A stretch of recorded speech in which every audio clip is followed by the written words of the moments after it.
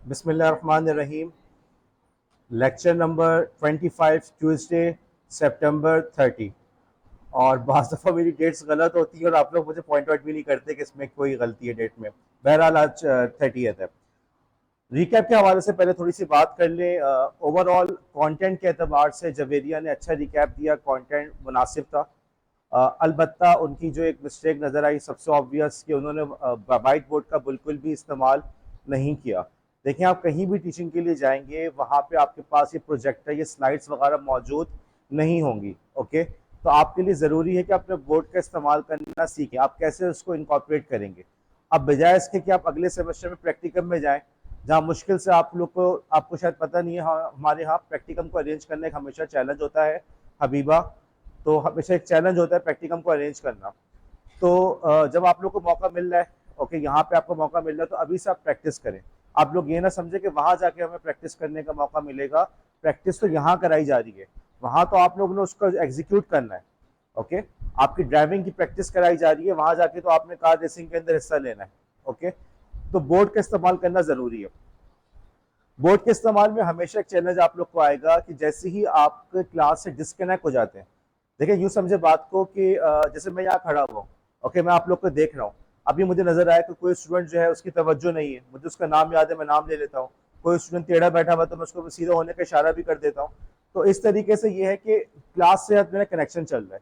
लेकिन अगर मैं इस वक्त क्लास से बाहर चले जाऊँ तो अचानक ही क्या होगा, क्लास के अंदर आपस में बात शुरू हो जाएगी। कुछ यही कंडीशन उस वक्त होती है जब आप किसी एक बच्चे की तरफ जा रहे होते हैं। जी, क्या सवाल है आपका? पूरी क्लास बाकी क्या हो गई, डिस्कनेक्ट हो गई। या इसी तरीके से आप किसी से भी एक बच्चे को देखे जा रहे हैं।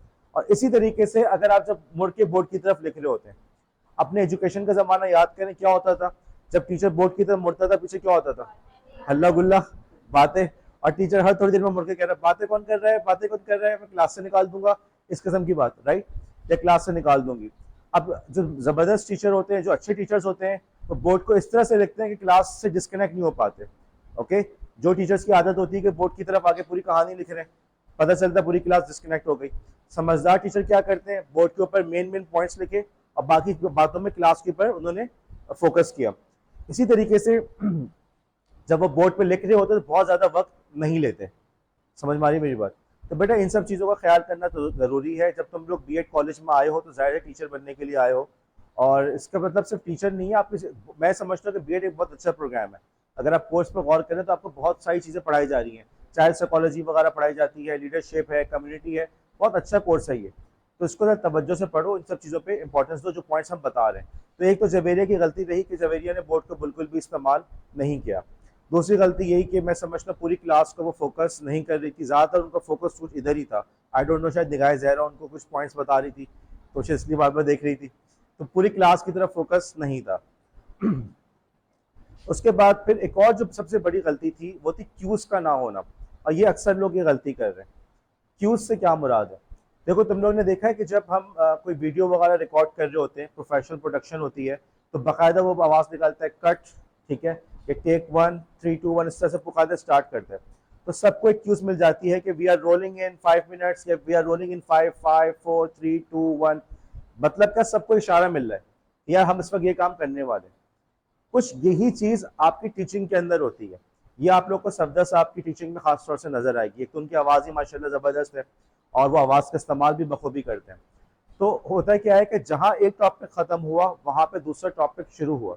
अब यहाँ पे क्या हुआ कि वायरस, वर्म्स, ट्रोजन हॉर्स, सबके बारे में बात हुई, लेकिन पता नहीं चला कहाँ पे कौन सा टॉपिक शुरू खत्म हुआ और कहाँ पे दूसरा टॉपिक शुरू हुआ।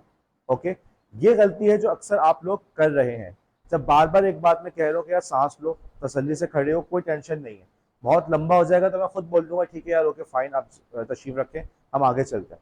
लेकिन आप जब यहाँ पे खड़े हो रहे हैं तो आपका मकसद यहाँ पे क्या होना चाहिए? बेहतरीन लेक्चर को डिलीवर करना। अब बेहतरीन लेक्चर के अंदर यही चीज़ होती है कि आपके जो बात के पार्ट्स हैं वो बिल्कुल क्लियर होने चाहिए। मैं भी कोशिश करता हूँ, मैं भी जिस तरह से आप लोग सीख रहे हैं मैं भी सीखने की कोशिश कर रहा हूँ। मुझे भी थोड़ा वक्त लगेगा अलबत्ता। जाहिर है जो बात पे पॉइंट आउट कर रहा हूँ, अगर मैं खुद सिगरेट पीता हूँ और आपको सिगरेट पीने से मना करूँ तो आप ये नहीं कहेंगे कि खुद तो पीते हमें मजा कर रहे हैं, पता नहीं कौन सा मजा है जो हमें मना कर रहे हैं। तो इसी तरीके से जो चीज़ अगर मैं बता रहा हूँ कि भाई आपकी गुफ्तगू के अंदर ठहराव होना चाहिए, आपका एक टॉपिक खत्म हो फिर दूसरा टॉपिक नजर आए, तो बिल्कुल ऐसा होना चाहिए।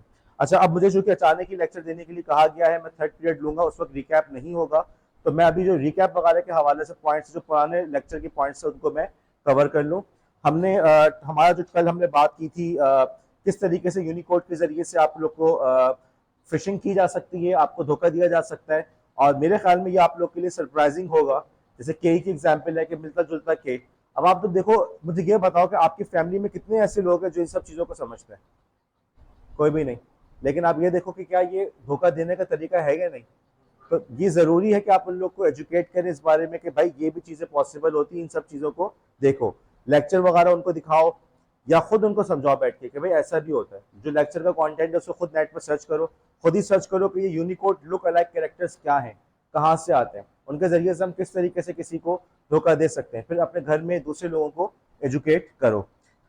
अच्छा, फिर ये हमारी एग्जाम्पल हुई, हमने देखा कि यार एक ऐसे टूल्स मौजूद हैं जहाँ पे हम किसी चीज़ को कॉपी पेस्ट करते हैं तो उसको वो दूसरे कैरेक्टर सेट में कन्वर्ट करता है, और जब दूसरे कैरेक्टर सेट में कन्वर्ट करता है तो हमें नज़र आ जाता है कि इसके अंदर कौन सी मतलब इन्होंने क्या ये इंग्लिश के कैरेक्टर्स हैं किसी दूसरे लैंग्वेज के, जिसके जरिए से हमें समझ में आ जाता है।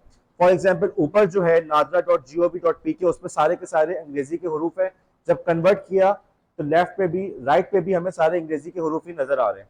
उसके मुकाबले में जो नीचे है उसके अंदर जो है दूसरी लैंग्वेजेस के कैरेक्टर्स मौजूद हैं। जब उसको कन्वर्ट किया तो हमें कुछ और नजर आ रहा है, X and dash dash N D R A. Okay, इससे हमें पता चल गया कि भाई इसके अंदर कोई गड़बड़ है। उसके बाद फिर हमने ग्लासवेयर की बात की। ये पूरी कल वाली स्लाइड्स है, मुझे स्लाइड चेंज करने का मौका नहीं मिला अभी। हमने सॉफ्टवेयर वगैरह के हवाले से बात की, फिर हमने मेलवेयर की बात शुरू की। मेलवेयर के अंदर फिर हमने कहा मेलवेयर की डिफरेंट टाइप्स हैं। हर वो सॉफ्टवेयर जो आपके कंप्यूटर को जो है नुकसान पहुंचाए किसी भी तरह से, वो मेलवेयर कहलाता है। जिसकी सबसे पहली टाइप थी वायरस, और उसके बाद हमने दूसरी टाइप पढ़ी वायरस की, हमने कुछ हिस्ट्री का पढ़ा, और उसके बाद फिर हमने दूसरी टाइप पढ़ी वर्म्स, और उसके बाद हमने वायरस और वर्म्स के डिफरेंसेस की बात की। यहाँ पर एक स्टूडेंट ने मुझसे सवाल पूछा था कि सर समझ नहीं आया, वायरस को हम खुद बनाते हैं और वर्म्स जो होते हैं वो खुद आ जाते हैं। देखो, बात ये नहीं है कि हम खुद बनाते हैं। वायरसेस हो वो भी इंसान बनाता है, वर्म्स हो वो भी इंसान बनाता है। ऐसे लोग होते हैं जिनका मकसद ही आपको नुकसान पहुंचाना। मुख्तलिफ वजूहात होती हैं, शायद वो पैसे कमाने के लिए ऐसा कर रहे हैं, शायद बस उनकी तबीयत के अंदर शरारत है, वो शर पहुंचाना चाहते हैं दूसरों को, ये भी होता है। बाज़ दफ़ा स्टेट की तरफ से हुकूमतों ने ऐसे लोगों को हायर किया हुआ था जिनका काम दूसरों के कंप्यूटर्स को नुकसान पहुंचाना हो। आप देख सकते हैं जब भी जंग वगैरह की बात होती है, कुछ अर्से पहले इंडिया पाकिस्तान में कॉन्फ्लिक्ट हुआ था, तो वहाँ पर सिर्फ बात ये नहीं हुई कि पाकिस्तान ने कितने तैयारे गिराए, इंडिया ने कहाँ पे हमला किया, बात ये भी हो रही थी कि हमने उनका सिस्टम जैम कर दिया, हमने उनका सिस्टम रोक दिया।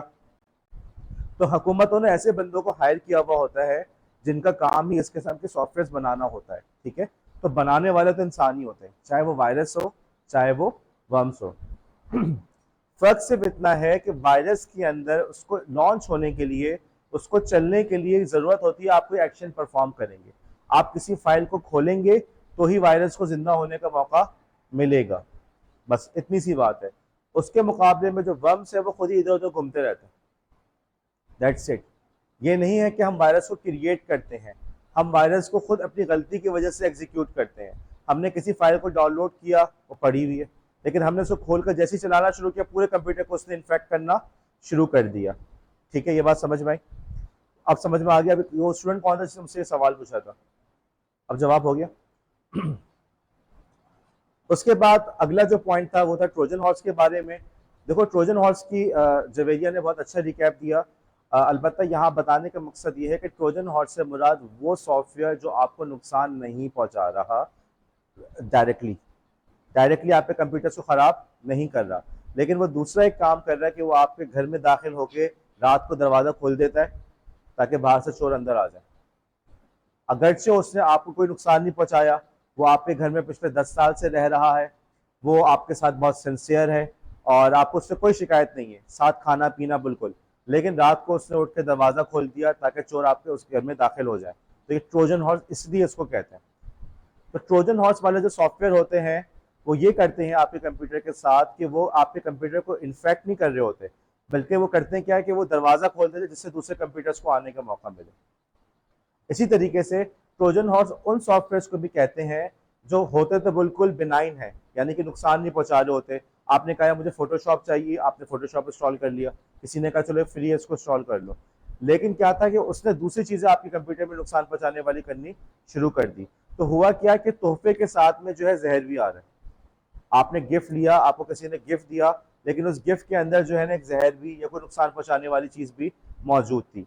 इसकी एक मिसाल है, मेरे ख्याल में ये किस्सा रशिया का हुआ है जहाँ तक मेरा अंदाजा है।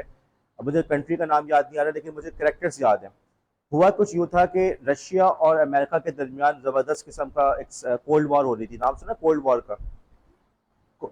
कुछ आप लोग की पैदाइश से पहले आपके वालिदैन जब कम उम्र थे, बल्कि शायद वो भी पैदा नहीं हुए थे, उस जमाने में यूएस और रशिया के दरमियान, सोवियत यूनियन के नाम से रशिया था, और इन दोनों के दरमियान जबरदस्त किस्म की मुकाबलेबाजी हो रही थी। उस पूरे दौर का नाम जो था वो था कोल्ड वॉर। बाकायदा वो आपस में लड़ तो नहीं रहे थे, सेकेंड वर्ल्ड वॉर के बाद आपस में जंग तो नहीं हो रही थी, लेकिन एक दूसरे को नुकसान पहुंचाने की कोशिश होती थी। प्रॉक्सीज के जरिए से एक दूसरे को नुकसान पहुंचाने की कोशिश, या एक दूसरे के इन्फ्लुएंस को कम करने की कोशिश। तो हुआ क्या कि कुछ रशियन स्कूल के स्टूडेंट्स जो थे वो मिलने गए यूएस एम्बेसडर से, अमरीकी सिफारतकार से मिले, तस्वीरें वगैरह खिंचवाई। वो भी खुश हुए कि बच्चे मुझसे मिलने आए हैं। बच्चों ने जाते हुए उनको तोहफे में एक वॉल क्लॉक दी। उनको बहुत पसंद आई, बहुत अच्छा लगा कि देखो बच्चे मेरे लिए लेकर आए। उन्होंने वो वॉल क्लॉक जो है अपनी टेबल के पीछे लगा दी, जैसे हमारे प्रिंसिपल साहब की टेबल के पीछे, चेयर के पीछे लगी हुई हो। ओके, 10 आई थिंक 5-6 साल के बाद यूएस वालों को पता चला कि वो जो बच्चे घड़ी तोहफे में देकर गए थे उसके अंदर कैमरा लगा हुआ था, और उनकी सारी बातें रिकॉर्ड होकर बाहर जा रही थी। समझ में आई? अब देखो उन्होंने आकर क्या चीज दी, तोहफा, गिफ्ट दिया, लेकिन उसके अंदर एक दूसरी चीज छुपी हुई थी। ट्रोजन हॉर्स हुआ।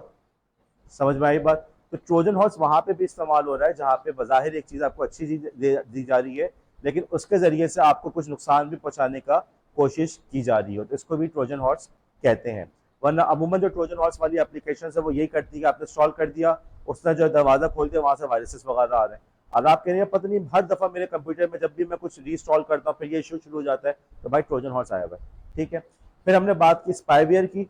अब देखो स्पाईवेयर के जो जो रिकैप के अंदर स्पाईवेयर की गलती हमें सामने नजर आई। रैंसमवेयर की बात की गई थी, रैंसमवेयर बिल्कुल सही था। ओके, रैंसमवेयर के बाद जो हमने बात की थी स्पाईवेयर की। यार स्पाईवेयर वो सॉफ्टवेयर है जिनका मकसद आपकी इंफॉर्मेशन, किसी भी किस्म की इंफॉर्मेशन को कलेक्ट करना। ओके, अब मसलन आप यूँ समझिए कि किसी आपका कारोबार चल रहा है, या आपका किसी से रकाबत चल रही है, ज़मीनों वगैरह का मामला चल रहा है। अब वो आपके मोबाइल के ऊपर कोई ऐसी ऐप इंस्टॉल करवा दे जिससे सारा डेटा उसके पास जाए। तुम किससे कांटेक्ट कर रहे हो, किसके पास जा रहे हो, कितने बजे जा रहे हो, कहाँ कहाँ पे तुम्हारी लोकेशन है। अब वैसे तो आपने अपनी पूरी सिक्योरिटी का इंतजाम रखा हुआ है, सारे गार्ड्स वगैरह मौजूद है, लेकिन सारा डेटा उसके पास जा रहा है। उसको नजर आएगा फला मौके पे ये फला जगह से गुजरता है, उस जगह पे मैं घात लगा के इस पर हमला कर सकता हूँ। बात समझ में आ रही है? अब हुआ क्या, तुम्हारे मोबाइल की सारी डेटा उसके पास जा रहा था, तुम्हारी लोकेशन, तुम्हारे मैसेजेस, किस किस से कांटेक्ट करता है। ओके, फॉर एग्जांपल आयशा ने कहा कि जी निगाह ज़हरा से मैं कोई बात नहीं करती, ठीक है, लेकिन क्या हुआ कि हमने आयशा ज़हरा का जो स्पाईवेयर से डेटा देखा, आयशा नवाज का, तो पता चला कि नहीं जी वो तो निगाह ज़हरा से मुस्तकिल कांटेक्ट में है। तो हमने तो कहा यार तुम तो हमारे साथ काम कर रही थी, ये तुम निगाह ज़हरा को रोजाना मैसेज क्यों कर रही होती हो। स्पाईवेयर का नुकसान समझ में आया, वो किस तरीके से आपको पूरा डेटा लेके दे रहा होता है। यूएस वगैरह के अंदर, हमारे यहाँ तो एक अदालती निज़ाम तो बस एक मजाक है, लेकिन जो यूएस वगैरह के अंदर जहाँ पे लोग एक दूसरे पे बहुत ज़्यादा केसेस वगैरह कर रहे होते हैं, तो वहाँ पे आम सी बात होती है, कोशिश की जाती है कि मुखालिफ के बारे में सारी की सारी इंफॉर्मेशन कलेक्ट करो, वो कहाँ जा रहा है, क्यों जा रहा है, फिर उससे अपने मतलब का डेटा लेकर आओ और उसके ज़रिए से उसको नुकसान पहुँचाने की कोशिश की जाए। ओके, तो स्पाईवेयर ऐसे सॉफ्टवेयर होते हैं। अब हुआ क्या कि बहुत सारे सॉफ्टवेयर ऐसे होते हैं, वही ट्रोजन हॉर्स वाली एग्जांपल, कि आपने डाउनलोड किया, या ये बड़ा अच्छा कैमरा की ऐप है हिना, आपने डाउनलोड किया कि ये बहुत अच्छी कैमरे की ऐप है, इससे बड़ा अच्छा रिजल्ट आता है, इसमें बड़े अच्छे फिल्टर्स हैं, या जो है फॉर एग्जांपल या ये सॉफ्टवेयर बड़ा ज़बरदस्त है, ये बहुत अच्छी स्लाइड्स बना देता है। आपने जल्दी से उसको डाउनलोड कर लिया और वो वाकई काम कर रहा है, कैमरे के अंदर बहुत अच्छे फिल्टर्स मौजूद हैं, लेकिन हो क्या रहा है कि वो कैमरा जो है आपकी लोकेशन किसी और को भेज रहा है। ठीक है, तो ट्रोजन हॉर्स हुआ कि आपने वो बाजार सही है, लेकिन अंदर से एक दूसरा काम भी हो रहा है। ट्रोजन हॉर्स किसके साथ आया था, स्पाईवेयर के साथ आया था। ये बात समझ में आई? कुछ सवाल यहाँ पे? अब मैंने यहाँ पे ये पॉइंट कहा था निगाह ज़हरा के सवाल पे कि भाई आजकल के दौर में होने ये लगा है कि आपका जो आपकी जो सोशल मीडिया प्लेटफॉर्म्स हैं ये भी यही वाली हरकतें करने लगे, ये भी यही वाला काम करते हैं, आपका पूरा का पूरा प्रोफाइल क्रिएट कर रहे होते हैं। आप कौन है, कितने बार, जैसे आप मैं यूट्यूब चैनल पर जाता हूँ तो मेरे यूट्यूब चैनल पे वो बताता है कि जी आपकी जो डेमोग्राफी है वो ज़्यादातर फीमेल्स हैं, आपके वीडियोस को देखने वाले ज़्यादातर फीमेल्स हैं। अब आप लोगों ने क्या बताया होता है यूट्यूब पे मैं फीमेल हूँ, अब उससे कैसे अंदाजा बात तो सही है ना, मेरे लेक्चर्स कौन देख रहे हैं, आप ही लोग देख रहे हैं, ठीक है, पाकिस्तान के लोग देख रहे हैं। अब उसको कैसे पता चला आप लोग फीमेल है, आप लोगों ने बताया था क्या? नहीं। फिर अपना ब्लड वगैरह रिपोर्ट डाल दी थी, डीएनए टेस्ट आ गया, ये जो फीमेल का डीएनए, फिर क्या अकाउंट क्रिएट करने के अलावा ये भी बात होती है, फिर वो ये भी बता रहा था किस वक्त देखी जाती है, वो तो मुझे ये भी बता रहा है कि भाई आपके जो व्यूअर्स हैं वो इस वक्त ज्यादातर ऑनलाइन होते हैं, वो ये भी इंफॉर्मेशन दे रहा है। यही वाली बात जो मरियम हमें बता रही है कि वो आपके पूरे बिहेवियर को नोट डाउन करके आपका एक प्रोफाइल क्रिएट कर रहा है। ओके, आपका एक प्रोफाइल क्रिएट कर रहा है किस वक्त ऑनलाइन हुए। अच्छा, ये इवन मोबाइल जो है उसमें ये तक हो जाता है आजकल, ये भी डेटा जा रहा है मोबाइल यूं पकड़ा हुआ था, यूं पकड़ा हुआ था, अगर मोबाइल यूं पकड़ा हुआ था उसका क्या मतलब है, लेट के देख रहा था, ठीक है, अब्दुल रहमान ने बताया, क्योंकि ये छुपके के अबू बड़े सख्त है, छुपके इस्तेमाल करते हैं, तो समझ में आ गया जी लेट के इस्तेमाल हो रहा है, ठीक है। अच्छा, फिर इसी तरीके से रात के किस पहर हो रहा है। अच्छा, रात को जब देख रहा था कौन सी वीडियोस थी, होता है जब आप जब थके हुए होते तो शायद आप फनी वीडियोस देख रहे हो, और दिन के वक्त शायद आप दूसरी वीडियोस देख रहे हो, अपना अपना एक मिजाज होता है, अपना अपना होता है, किस मौके पर सॉन्ग सुन रहे हैं। ओके, क्या पता वीकेंड पे ज्यादातर आपका सॉन्ग सुनने का मूड होता है, वीकेंड सॉन्ग सुन रहे हैं, तो इस तरीके से वो आपका पूरा प्रोफाइल क्या हुआ, कैसे वैसे मैं नहीं करता भाई, यूट्यूब वाले दूसरे कर रहे हैं, ऐसे देख रही मुझे क्या हुआ, जब से मैंने ये जिक्र किया ना कि कौन सी वीडियोस देख रहे हो उससे कशफ, अल्लाह जाने, मैं कुछ नहीं कह रहा, आप लोग खुद सोच लें क्या हो रहा है यहाँ पे। तो इसी तरीके से, तो इस तरीके से वो आपका पूरा प्रोफाइल कर रहा है। अलबत्ता इन एक्टिविटीज को हम स्पाईवेयर नहीं कहते, हम इस पे एहतजाज करते हैं, हम इस पे कहते हैं कि भाई ये तुम क्या कर रहे हो, फेसबुक इंस्टाग्राम में तुम लोग क्या कर रहे हो कि हमारा इस तरह से सारा डेटा कलेक्ट करो, उस पर लोग एहतजाज करते हैं। इसी वजह से मैंने अपने तमाम सोशल मीडिया प्रोफाइल्स को डिलीट कर दिया था, अभी भी मेरा कोई फेसबुक अकाउंट या इंस्टाग्राम अकाउंट नहीं है। तो ये तो इशू बिल्कुल वैलिड है, लोग इसके ऑल्टरनेट सॉफ्टवेयर बना रहे हैं, alternate YouTube, alternate Facebook, alternate Instagram, जहाँ पे ये सब चीज़ें ना हो। अलबत्ता जाहिर सी बात है ऐसी चीज़ें ज़्यादातर पॉपुलर नहीं हो पाती क्योंकि लोगों का अवेयरनेस ही नहीं है, लोगों को इस बात का शौर ही नहीं होता कि भाई ये सब चीज़ें जो है हमारे डेटा जा रहा है। अब एक स्टूडेंट ने सवाल पूछा, तो सर क्या ट्रोजन हॉर्स स्पाईवेयर बिल्कुल साथ साथ होते हैं? बेटा ज़रूरी नहीं है, हो सकते हैं, क्या पता ट्रोजन हॉर्स के साथ साथ जो है वायरस भी आ रहा हो, बिल्कुल पॉसिबल है। क्या पता ट्रोजन हॉर्स के साथ एडवेयर आ रहा हो, और क्या पता ट्रोजन हॉर्स जो है उससे सिर्फ इतना काम करना है कि दरवाजा खोल देना है और बाकी उसकी मर्जी जो चाहे करता रहे, तो ये डिपेंड करता है। ओके, अच्छा, अब सवाल ये हुआ कि स्पाईवेयर की जब हमने बात की तो आप में से कोई कह सकता है, बल्कि कोई कहता है, क्या अक्सर लोग ये जवाब देते हैं कि भाई किसी को क्या जरूरत पड़ी कि वो हमारा डेटा चोरी करे, हमने पास कौन से इतनी कोई जायदाद है, हमारे पास क्या है। भाई बात यह है कि उसको इस बात में इंटरेस्ट नहीं है कि तुम्हारे अकाउंट में कितने पैसे हैं, गुले फातिमा, तो उनको इस बात में इंटरेस्ट नहीं है कि तुम्हारे पास कितने पैसे हैं या तुम क्या कर रहे हो, वो सिर्फ तुम्हारा प्रोफाइल क्रिएट करना चाहते हैं ताकि उसकी मदद से एडवर्टाइज कर सकें कि भाई यहाँ पे, जैसे फॉर एग्जांपल अगर मेरे चैनल पे एड्स आएंगे, अब मुझे नहीं पता मेरे चैनल पे एड्स आते नहीं आते, मैंने उनको ब्लॉक किया हुआ है, लेकिन अगर मेरे चैनल्स पे एड आएंगे तो वो ज़्यादातर जो आएंगे वो फीमेल्स के लिए आएंगे। ओके, अगर आप लोग कभी आए चैनल्स पे एड वगैरह आए आप लोग के पास, तो वो ज़्यादातर जो आएंगे आपके पास, वो मेरा ख्याल है कि वो ज़्यादातर वो आएंगे जो कि फीमेल से रिलेटेड पाकिस्तानी खवातीन के मुताल्लिक होंगे। ओके, लेकिन जैसे मेरे पास एडवर्टीजमेंट आएगी वो सॉफ्टवेयर डेवलपमेंट की ज़्यादा आएगी, उनको नज़र आ रहा है कि कौन सी वाली वीडियो ज़्यादा दिख रहा होता है। बाज़ दफ़ा मैं नॉवेल्स वगैरह में ज़्यादा इंटरेस्ट लेता हूँ, उनके रिव्यूज़ पढ़ रहा होता हूँ, उनके बारे में क्या हुआ ये वो, तो वो मुझे इसी किस्म के एडवर्टीजमेंट दिखाने लगते हैं अपना अपना, तो वो मेरा प्रोफाइल क्रिएट कर रहा है, उसको वाकईतन इस बात में कोई दिलचस्पी नहीं कि तलहा मंसूर कौन है या आप कौन है, लेकिन उसको इसमें दिलचस्पी है कि भाई इसको मैं क्या चीज़ दिखा सकता हूँ, मैं इसको क्या चीज़ बेच सकता हूँ, ये होता है एडवेयर का मकसद। अब क्लास किस टीचर की है?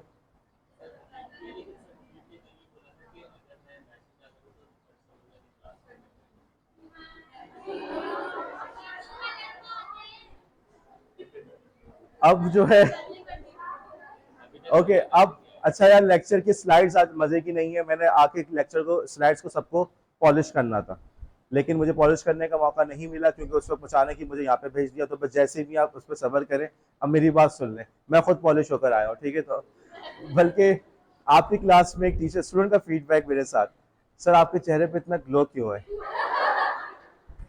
तो अब आप पूछेंगे कौन सी बच्ची, जिसके नंबर 45 आउट ऑफ 40 होंगे, समझ जाना। और उसने पूछा सर बताए थे क्यों। मैंने घर जाके अम्मी से पूछा, अम्मी ने कहा जब तुम छोटे थे ना तो मैं चाटती बहुत थी तुम्हें मैं। तो उस तो अपनी स्टूडेंट से कहना कि घर जाके बेटा अपनी अम्मी से बोलो मुझे भी चाटा करे ताकि मेरे चेहरे पे ग्लो आए। ओके जी आयशा। पता नहीं, आप ही थे मेरे ख्याल में, आपके अलावा कोई और नजर नहीं आया था मुझे। बस सही रहने तो उनकी मर्जी। वैसे भी कल से जब मेरा पहला पीरियड होगा, ऑफिशियली पहला पीरियड होगा, तो इंशाल्लाह ताला मैं 9:05 9:10 पे अटेंडेंस ले लूंगा। मैं खुद लेट आ सकता हूँ लेकिन आप लोगों को लेट आने की परमिशन नहीं है। तो जो लोग भी लेट आते हैं, उमामा है और भी स्टूडेंट्स मैंने क्लास के देखे जो अक्सर लेट होते हैं, वो काइंडली वक्त पे आने की कोशिश करें। चले यार आगे का लेक्चर शुरू करते हैं। अच्छा, अब सवाल ये होता है कि यार ये तमाम चीज़ों को हम क्यों पढ़ रहे हैं, संस्थान पहचानने की चीज़ों क्यों पढ़ रहे हैं। देखो ये कहलाते हैं टेक्निकल लैंग्वेज है अटैक वेक्टर, वो तुम पे कहाँ कहाँ से हमला कर सकता है। ओके, अगर आप लोग घर पे गौर करो, घर की जो इमारत वगैरह आप लोग तामीर करते हो, आप एक देखना जो पुराने इलाके हैं, दस्तगीर वगैरह के जो पुराने घर हैं, नॉर्थ कराची के जो पुराने घर हैं 11C वगैरह के, आप देखना उनकी दीवारें बहुत छोटी हैं। इतनी छोटी दीवारें हैं कि जब हम लोग चल रहे होते हैं ना, तो मैं अगर झांकू तो मुझे नजर आता है कि कमरे में, घर में टीवी चल रहा है, क्या हो रहा है, बाकायदा ऐसे। लेकिन अब जितने भी नए घर बन रहे हैं आप उसमें देखो दीवारें बहुत ऊंची ऊंची हैं और उनके ऊपर ग्रिल भी लगी हुई है। और दरवाजों को भी लोगों ने इतना सील कर दिया कि बाज दफा आप कोई पेपर भी डालना चाहे ना, वो ना डाल सके। वो इतना बिल्कुल कोने से लगा के करते हैं। और अगर कोने से नहीं भी लगाते, अलग से वेल्डिंग करवा देते हैं। उनका मकसद ये होता है क्या कि भाई कोई बंदा घर के अंदर झांक के देख भी ना सके क्या हो रहा है। बिल्कुल घर को उन्होंने सील किया हुआ होता है। क्या पहले हमारे घरों में इतने कैमरे वगैरह लगे हुए होते थे? अब कैमरे भी लगने लगे। अच्छा, फिर एक और चीज नजर आ रही है कि लोगों ने गाड़ियां बाहर पार्क करते हैं, घर के अंदर पूरी जगह कवर कर लेते हैं और अपनी गाड़ी को बाहर पार्क करते हैं, ताकि सड़कें जो है वो, गलियां जो है वो हमें तंग हो। लेकिन क्या हुआ, जब उन्होंने गाड़ियां बाहर पार्क करना शुरू की तो कैमरे भी लगाना शुरू कर दिए। क्यों? किसी को गाड़ी का शीशा चुरा के ले गया, जो साइड मिरर होते हैं, या किसी को बैटरी चुरा के ले गया, तो उन्होंने वहां पे कैमरे लगाना शुरू कर दिया। आप किसी भी नए इलाके में जाएं, अगर मैं किसी जगह पे जाता हूँ, मैं अपने लिए कुछ ढूंढ रहा हूँ, कोई प्रॉपर्टी वगैरह, तो मैंने एक चीज नोट, हम लोग जब भी जाएंगे तो हमने ये देखा कि यार हम मोहल्ले को देखते हैं कि यार इसमें अगर किसी मोहल्ले के अंदर हमें नजर आता है, अक्सर घरों ने अपने दीवारों के ऊपर उन्होंने वो खारदार तार लगाई हुई है जो होती ना, और तो इससे समझ में आ जाता है इसका मतलब यहाँ पे चोरी चुकारी का खतरा ज्यादा है ना, तभी तो उन्होंने सिक्योरिटी का इंतजाम किया है। बिल्कुल सही है, निगाह ज़ाहिरा कह रहे हैं कि सिक्योरिटी कर दी तो कम हो गया, लेकिन उसने लगाया क्यों था? उसने इसलिए लगाया था कि वहां पे ये मसले चल रहे हैं, वरना आप खुद कभी पैसे खर्च करेंगे? मैं एक जगह पे गया तो मुझे उस घर के अंदर नजर आया कि बाकायदा उन्होंने बिजली वाले तारे लगाई हुई थी, वो तारे जिनसे बिजली का करंट दौड़ रहा होता है। अब मुझे, ये महंगा काम है, इतना हल्का काम नहीं है ये जो आप बिजली वाले, आप ऐसा नहीं कि किसी भी तारे आपने लगाई और फिर बिजली करंट छोड़ दिया, आपको उस बिजली का बिल भी देना पड़ेगा। उसके लिए बाकायदा ट्रांसफार्मर का पूरा ख्याल रखना पड़ता है, वो हर नॉर्मल आप ऐसे तार नहीं लगा सकते उसके अंदर, ओके, वरना वो थोड़ी देर के अंदर शॉर्ट सर्किट हो जाएगा। तो उस बंदे ने इतना एक्सपेंसिव सिस्टम लगाया है, तो उसका मतलब क्या है कि वाकईतन वहां पे सिक्योरिटी के इश्यूज हैं। और वहां थे, वो बाउंड्री वॉल प्रोजेक्ट था, लेकिन उस बाउंड्री वॉल के बिल्कुल पार जो है वहां पे कुछ गोट वगैरह के इलीगल जो आबादियां थी वो थी, और वहां से यही मसला था कि लोग रातों को दीवार कूद के आके घरों के अंदर चोरी चकारी के लिए आते थे। आप किसी इलाके में जाते हैं, वहां पे अक्सर घरों के अंदर आपको कुत्ते नजर आ रहे हैं, कुत्ते पाले हुए, क्या मतलब? सिक्योरिटी का इशू है। किसी इलाके में आवारा कुत्ते घूमते हुए नजर आ रहे हैं, क्या मतलब? मेंटेनेंस नहीं है, ओके, यहाँ पे इशू है। तो देखो जिस तरह के जैसे जैसे हालात बदलते जाते हैं, उसी लिहाज से अटैक वेक्टर बदलता जाता है। अटैक वेक्टर बदलता जाता है तो आप क्या करते हैं, आप उसके लिहाज से सिक्योरिटी को हैंडल करने की कोशिश करते हैं। कराची के अंदर अब अक्सर दुकानें बहुत देर से खुलती हैं, 11-12 बजे खुलती हैं, लेकिन एक वक्त था कि दुकानें सुबह 6-5-6 बजे खुल जाती थी, और हम लोग जब स्कूल के लिए, बस के लिए खड़े हुए होते थे तो सब लोग जा रहे होते थे, दुकानें खुल रही होती थी।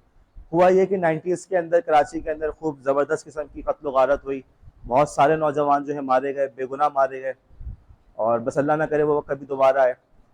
तो उस दौर के अंदर ये होने लगा था कि दुकान सुबह खोली हुई है, वो पहुंचे गन लेके, दुकान पूरी खाली कर दी।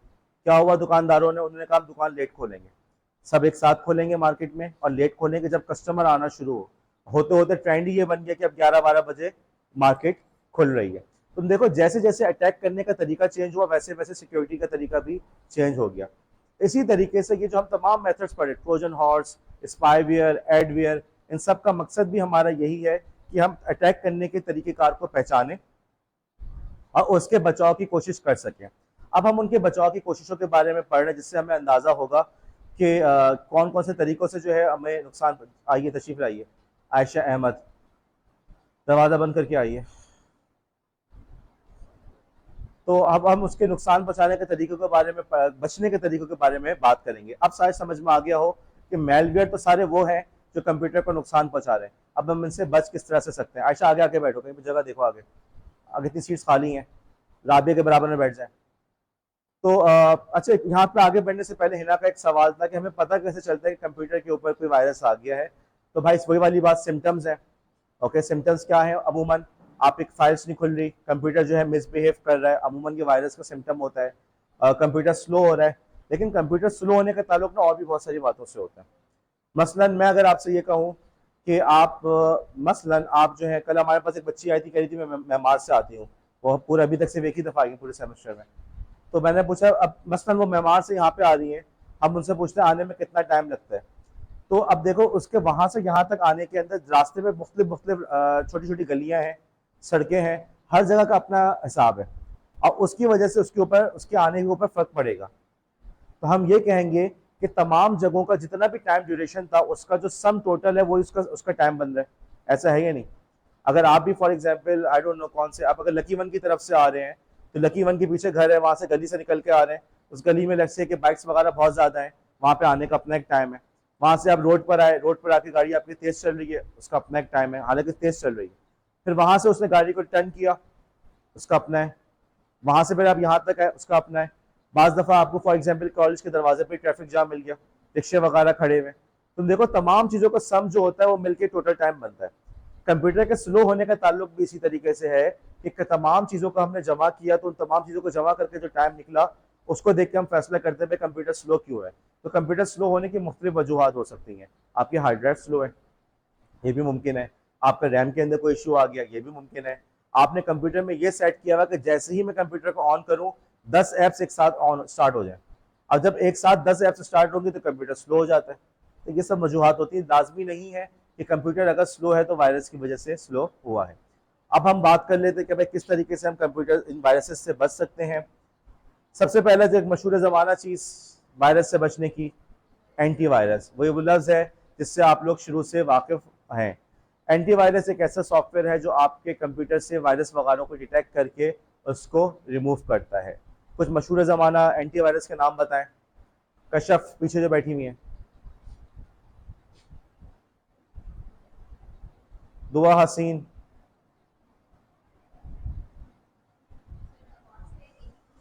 आप दुआ हसीन है जी, फातिमा रमजान,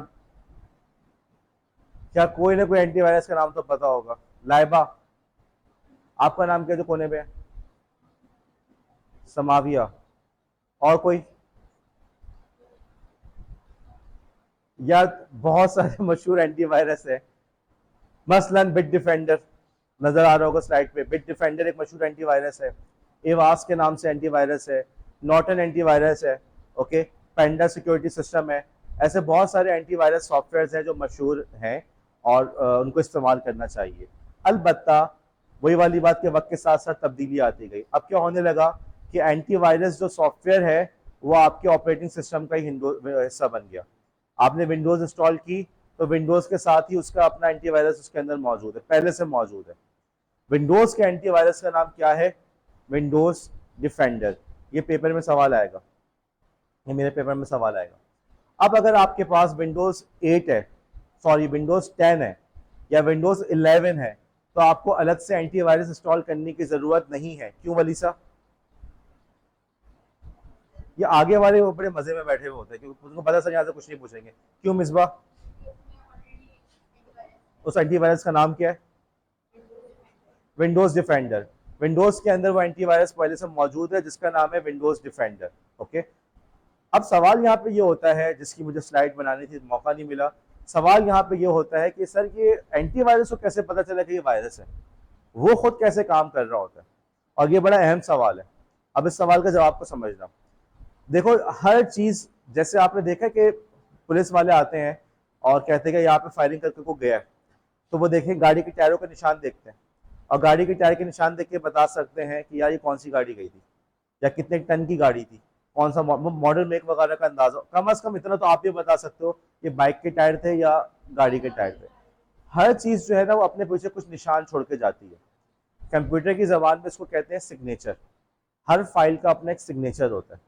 ओके, मसलन अगर आप बाज दफ़ा आपने ऐसे सॉफ्टवेयर देखे होंगे कि आपकी तस्वीरों में से डुप्लीकेट डिटेक्ट कर लेता है, तो डुप्लीकेट कैसे डिटेक्ट कर रहा है, या यूं कह लें कि गूगल फोटोज में देखा होगा कि तस्वीरों में से बताता है कि जी आपका चेहरा, ये उसका चेहरा, वो चेक कर लेता है, कैसे कर रहा होता है। हर चीज़ का अपना एक सिग्नेचर होता है, वो सिग्नेचर को आइडेंटिफाई करने की कोशिश करता है कि इसकी क्या शनाख्त है। नेक्स्ट टाइम किसी के ऊपर वही शनाख्त नजर आती है तो वो कहता है कि ये वही है। ठीक है, तो ये जो एंटीवायरस कंपनीज होती हैं, राबे सीधे होके बैठो, बिल्कुल लेटी हुई हो तुम तो। ये जो एंटीवायरस सॉफ्टवेयर होते हैं, ये जो होते हैं इनका मकसद ये इसी तरीके से अपने पास एक डेटाबेस मेंटेन रखते हैं जिसमें तमाम वेलवेयर्स का सिग्नेचर जमा करते रहते हैं। अब जब उनको किसी जगह पे वही वाला सिग्नेचर नजर आता है तो कहते हैं यार ये तो गड़बड़ है।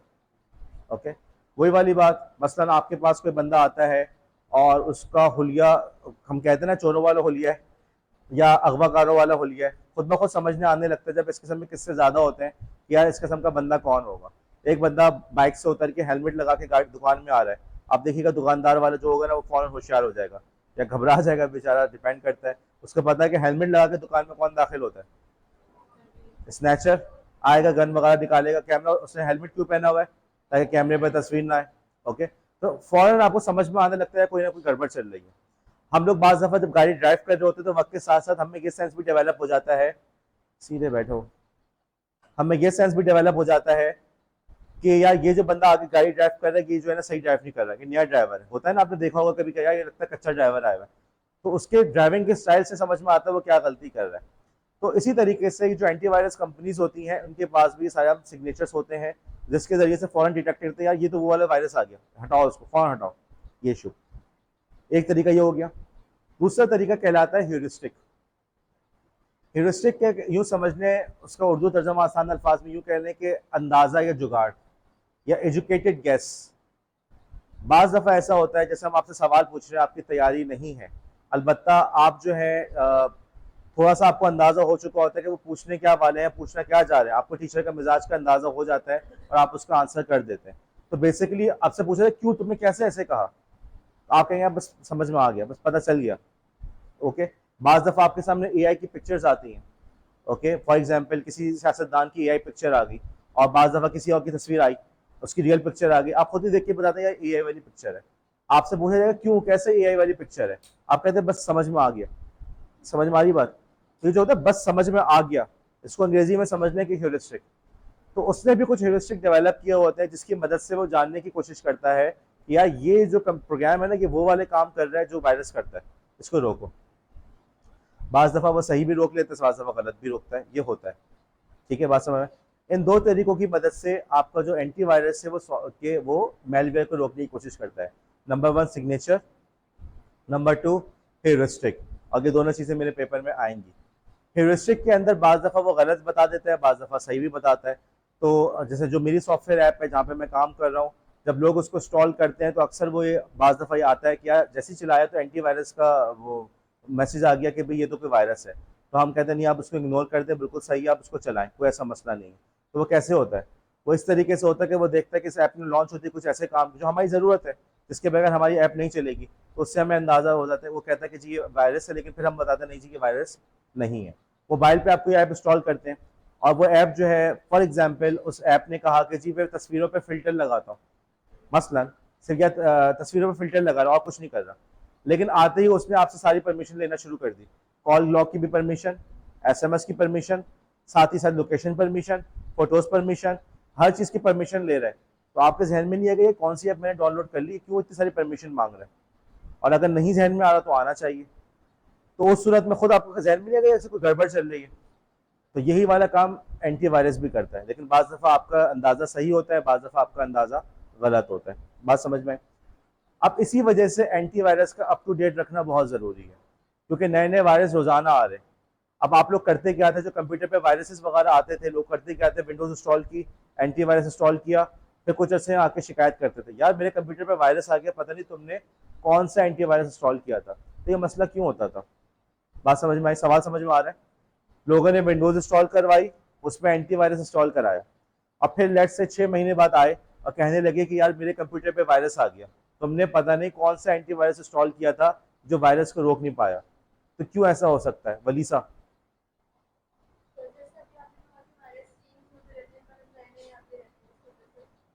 जोर से बोलो, क्लास के आखिर तक आवाज है।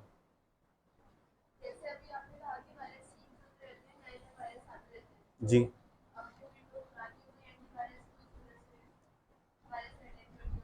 ओके, वलीसा का जवाब आधा सही है आधा गलत। वलीसा ये कह रही है कि जिस तरह से आपने बताया कि नए नए वायरस आते रहते हैं, बात बिल्कुल सही है, नए नए वायरस आते रहते हैं, तो विंडोज़ पुरानी हो गई, ये गलत है। विंडोज़ पुरानी नहीं हुई, क्या चीज़ पुरानी हो गई? एंटीवायरस। एंटीवायरस अपने पास सिग्नेचर लेकर आया था, लेकिन हुआ क्या कि वक्त के साथ साथ वो जो सिग्नेचर्स थी वो पुरानी हो गई, और जो नए सिग्नेचर्स, जो नए वायरस आए थे उसको उसका पता नहीं चला। इसलिए एंटीवायरस को अप टू डेट रखना बहुत ज़रूरी होता है। अगर आप उसको अप टू डेट नहीं रख रहे तो आपका जो कंप्यूटर है वो वायरस से अफेक्टेड हो जाएगा। ठीक है, आगे चलें। ब्रेक कब आएगी यार, मुझे भी ब्रेक का इंतजार हो रहा है। क्या हो?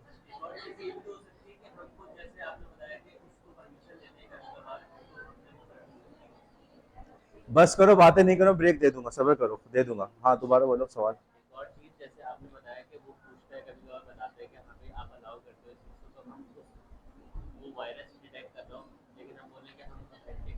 अच्छा, अब यहाँ पे उमामा का सवाल है। शबीना, क्या सवाल था उमामा का? सवेरा कोहरा, क्या सवाल था? अनिका से पूछो, बात कर दीजिए ना अनिका से। उमामा का सवाल है, सर ये जो आप कह रहे हैं कि बाज दफा एंटीवायरस गलत डिटेक्ट कर देता है, ओके, तो फिर आगे सवाल क्या है? गलत डिटेक्ट करते फिर आगे?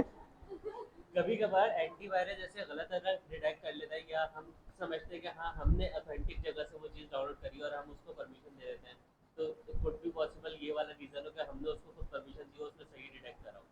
ओके, अब उमामा कह रहे हैं कि देखें, आपने कहा कि बाज़ दफ़ा हम किसी सॉफ्टवेयर को डाउनलोड करके चलाते हैं, जैसे आपने बताया कि आपकी कंपनी का सॉफ्टवेयर है, बाज़ दफ़ा वाक़ियतन विंडोज़ का या कोई से भी एंटीवायरस को रोकने की कोशिश करता है, तो हम कस्टमर को कहते हैं नहीं जी ऑथेंटिक आप उसको चलाओ।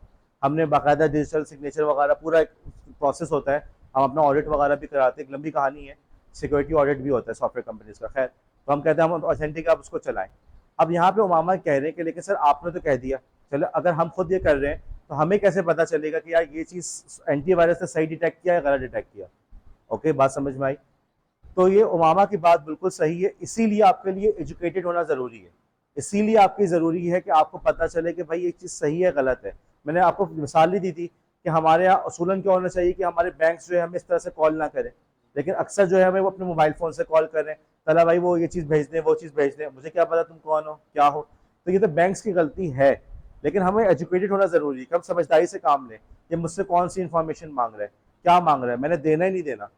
ओके, बात समझ में आई? इसी तरीके से आप जब कोई सॉफ्टवेयर ऑनलाइन डाउनलोड कर रहे हैं तो उसको चलाने से पहले आपको खुद भी पता मैंने कहाँ से डाउनलोड किया है। उस दिन मैंने आप लोग को एक शॉर्टकट सॉफ्टवेयर का वर्कशॉप कराई थी। अगर आप उसको चलाएं, अगर वो एंटीवायरस को डिटेक्ट करता है, आप कह सकते हैं कि यार ये सॉफ्टवेयर बहुत मशहूर सॉफ्टवेयर है, बेतहाशा लोग इस्तेमाल कर रहे हैं, मैंने उसकी असली वेबसाइट से ही डाउनलोड किया है, किसी ने मुझे यूएसबी में ला के नहीं दिया, इसका मतलब ये बिल्कुल सही है, मैं इसको चला सकता हूँ। सही है एक बात। अच्छा, आपने कहा कि फोटोशॉप, फोटोशॉप बहुत महंगा सॉफ्टवेयर है, महीने के उसके पैसे देने पड़ते हैं। किसी ने मुझे कहा कि यार ये ऑनलाइन फला से डाउनलोड कर लो, आपने डाउनलोड किया, उसमें वायरस का एरर आ रहा है। अब आप कहेंगे यार बात तो सही है, क्यों? क्योंकि जो वो चीज़ सॉफ्टवेयर जो है वो इतना महंगा सॉफ्टवेयर कोई मुझे फ्री में दे रहा है, तो उसने उसके अंदर कोई ना कोई गड़बड़ रखी होगी।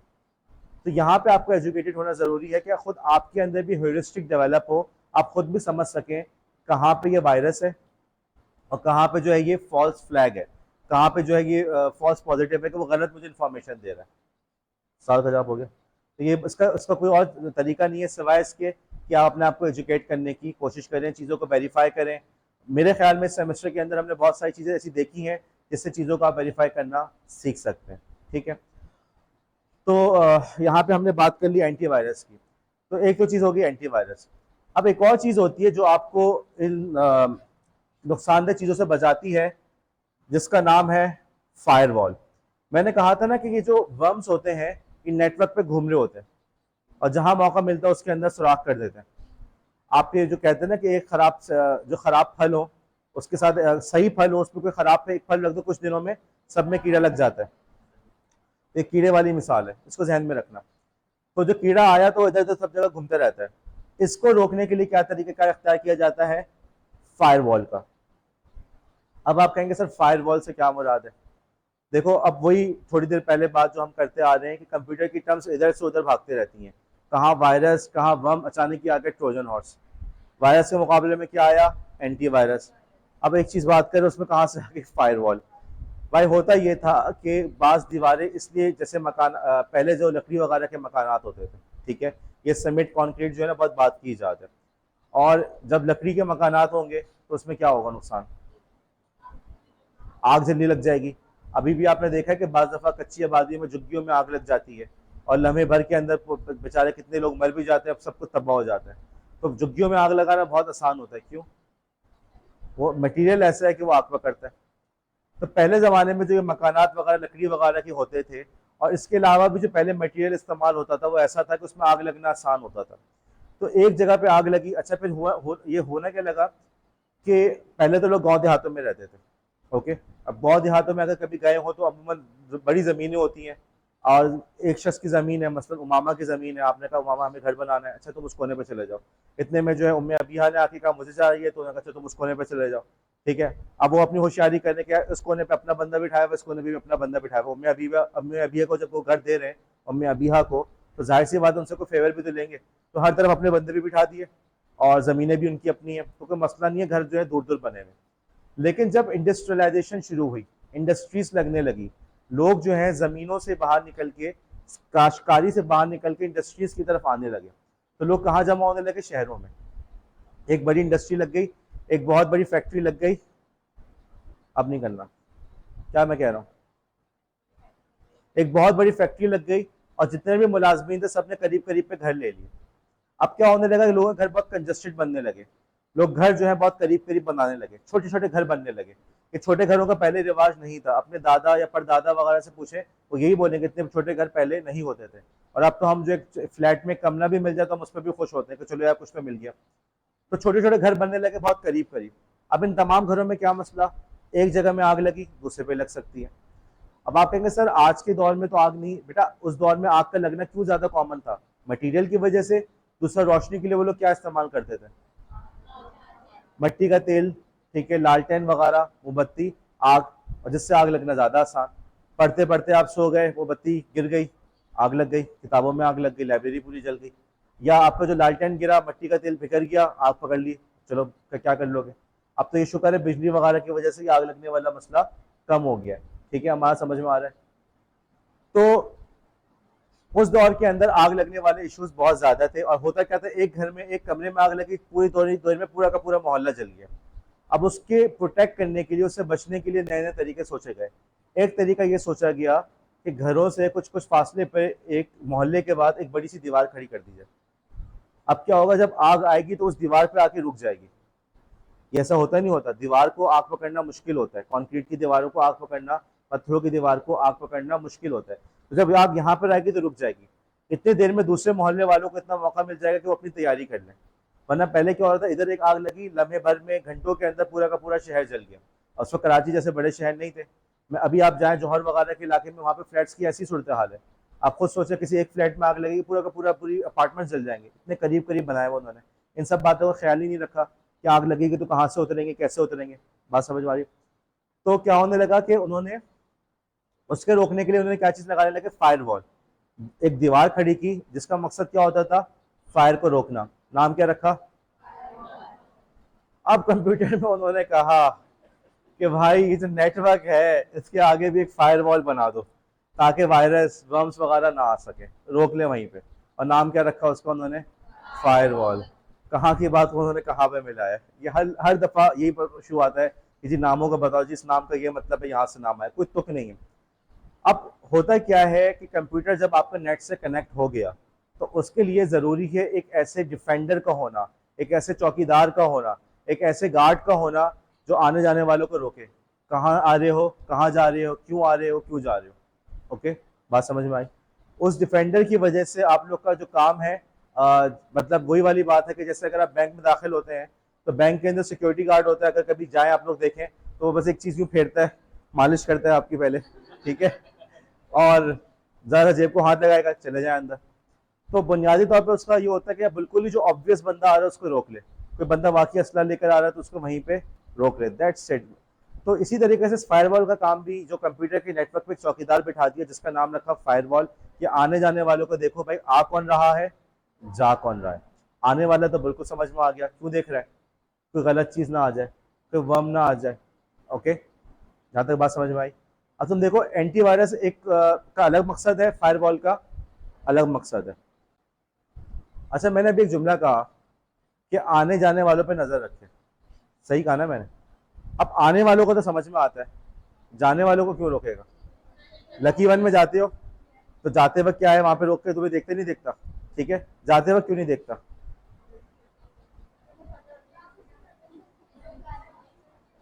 क्यों, कौन कह रहा है, हेमंत जोर से बोलो। हेमंत कह रही है मुझे चेहरे से देख के समझ जाता है कि परमिशन से लेके गई होगी, इतना बड़ा थैला जो लेके जा रही है। हाँ, स्टोर में अक्सर लगी होती है साइड पे चीजें जो कि आपको चेक कर लेते हैं जब आप टॉयलेट यूज और करते बताओ, सही बताओ, इसकी कुछ तुक है कि आने वाले को भी देखो जाने वाले को भी देखो। कौन कह रहा है यस सर। हाँ, रहमीन क्यों है,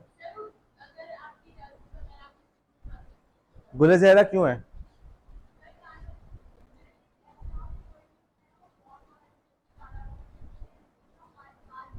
आराम से बोलो और जोर से बोलो। हाँ,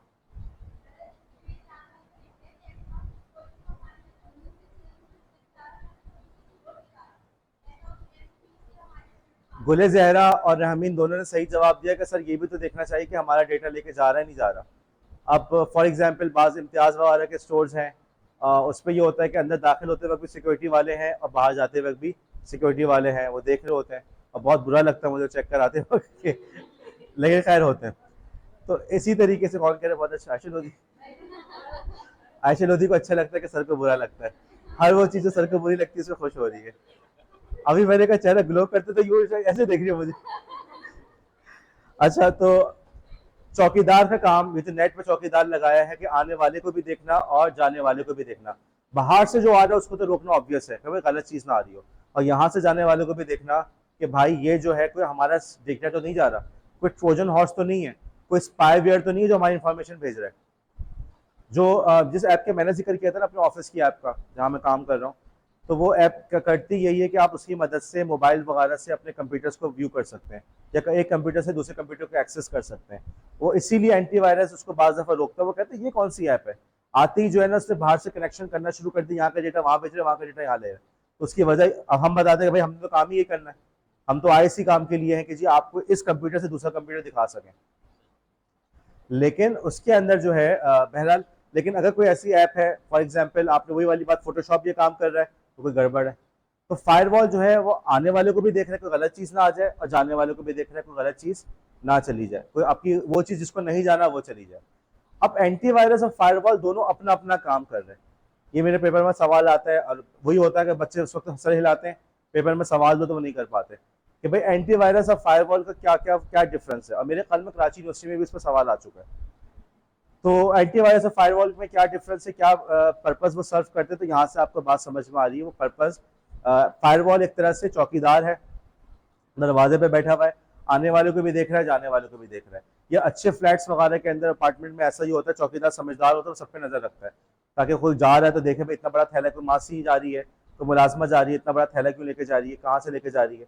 और जो एंटीवायरस है उसका काम यूं है कि गोया के इन्फेक्शन को रोकने की कोशिश करना कि फाइल इन्फेक्टेड तो नहीं है। अलबत्ता वक्त के साथ साथ क्या होने लगा, ये तमाम चीज़ें एक जगह पे कंबाइन होने लगी। जैसे मैंने कहा कि सॉफ्टवेयर के अंदर ही एंटीवायरस आ गया, सॉरी ऑपरेटिंग सिस्टम के अंदर ही एंटीवायरस आ गया, इसी तरीके से फायरवॉल भी एंटीवायरस के अंदर जिस तरह से मैंने कहा कि ऑपरेटिंग सिस्टम के अंदर एंटीवायरस आ गया, इसी तरीके से फायरवॉल भी आपके ऑपरेटिंग सिस्टम में, क्या कह रहा हूँ मैं यार, एक मिनट सुनो, इसी तरीके से इसी तरीके से फायरवॉल भी, या मुझे भी ब्रेक की जरूरत है, इसी तरीके से फायरवॉल भी एंटीवायरस का हिस्सा बन, सॉरी यार, फायरवॉल ऑपरेटिंग सिस्टम का हिस्सा बन गई है। आप जब विंडोज को इंस्टॉल कर रहे हैं तो विंडोज के अंदर एंटीवायरस भी मौजूद है और फायरवॉल भी मौजूद है। समझ में भाई? इसके अलावा जब कोई आप एंटीवायरस परचेज करते हैं तो ये एक्सपेंसिव होते हैं, क्योंकि आप साफ सी बात है आम आदमी तो नहीं परचेस कर रहा। आम आदमी क्यों नहीं परचेस कर रहा है? एक तो उसको अकल ही नहीं है, दूसरी बात ये भी है कि वो विंडोज़ का पहले से हिस्सा है, तो ये कंपनीज को बेचा जाता है। तो वो कंपनीज को जब बेच रहे होते हैं पूरा पैकेज बनाते हैं, हम इसमें ये भी डालेंगे, ये भी डालेंगे, वो भी डालेंगे, ठीक है। तो उसके पैकेज के अंदर अमूमन एंटीवायरस, फायरवॉल सब चीज़ें एक साथ आती हैं। और बाज़ दफ़ा फायरवॉल का अलग से हार्डवेयर भी आता है, नेटवर्क पे लगा दो वो सब चीज़ों को नोट डाउन करके रोक रहा होता है, ये भी होता है, ठीक है। तो यहाँ पे फायरवॉल और एंटीवायरस का मकसद समझ में आ गया, दोनों का अपना पर्पस है, दोनों के दोनों आज के दौर में हमारे ऑपरेटिंग सिस्टम का हिस्सा ऑलरेडी बन चुके हैं।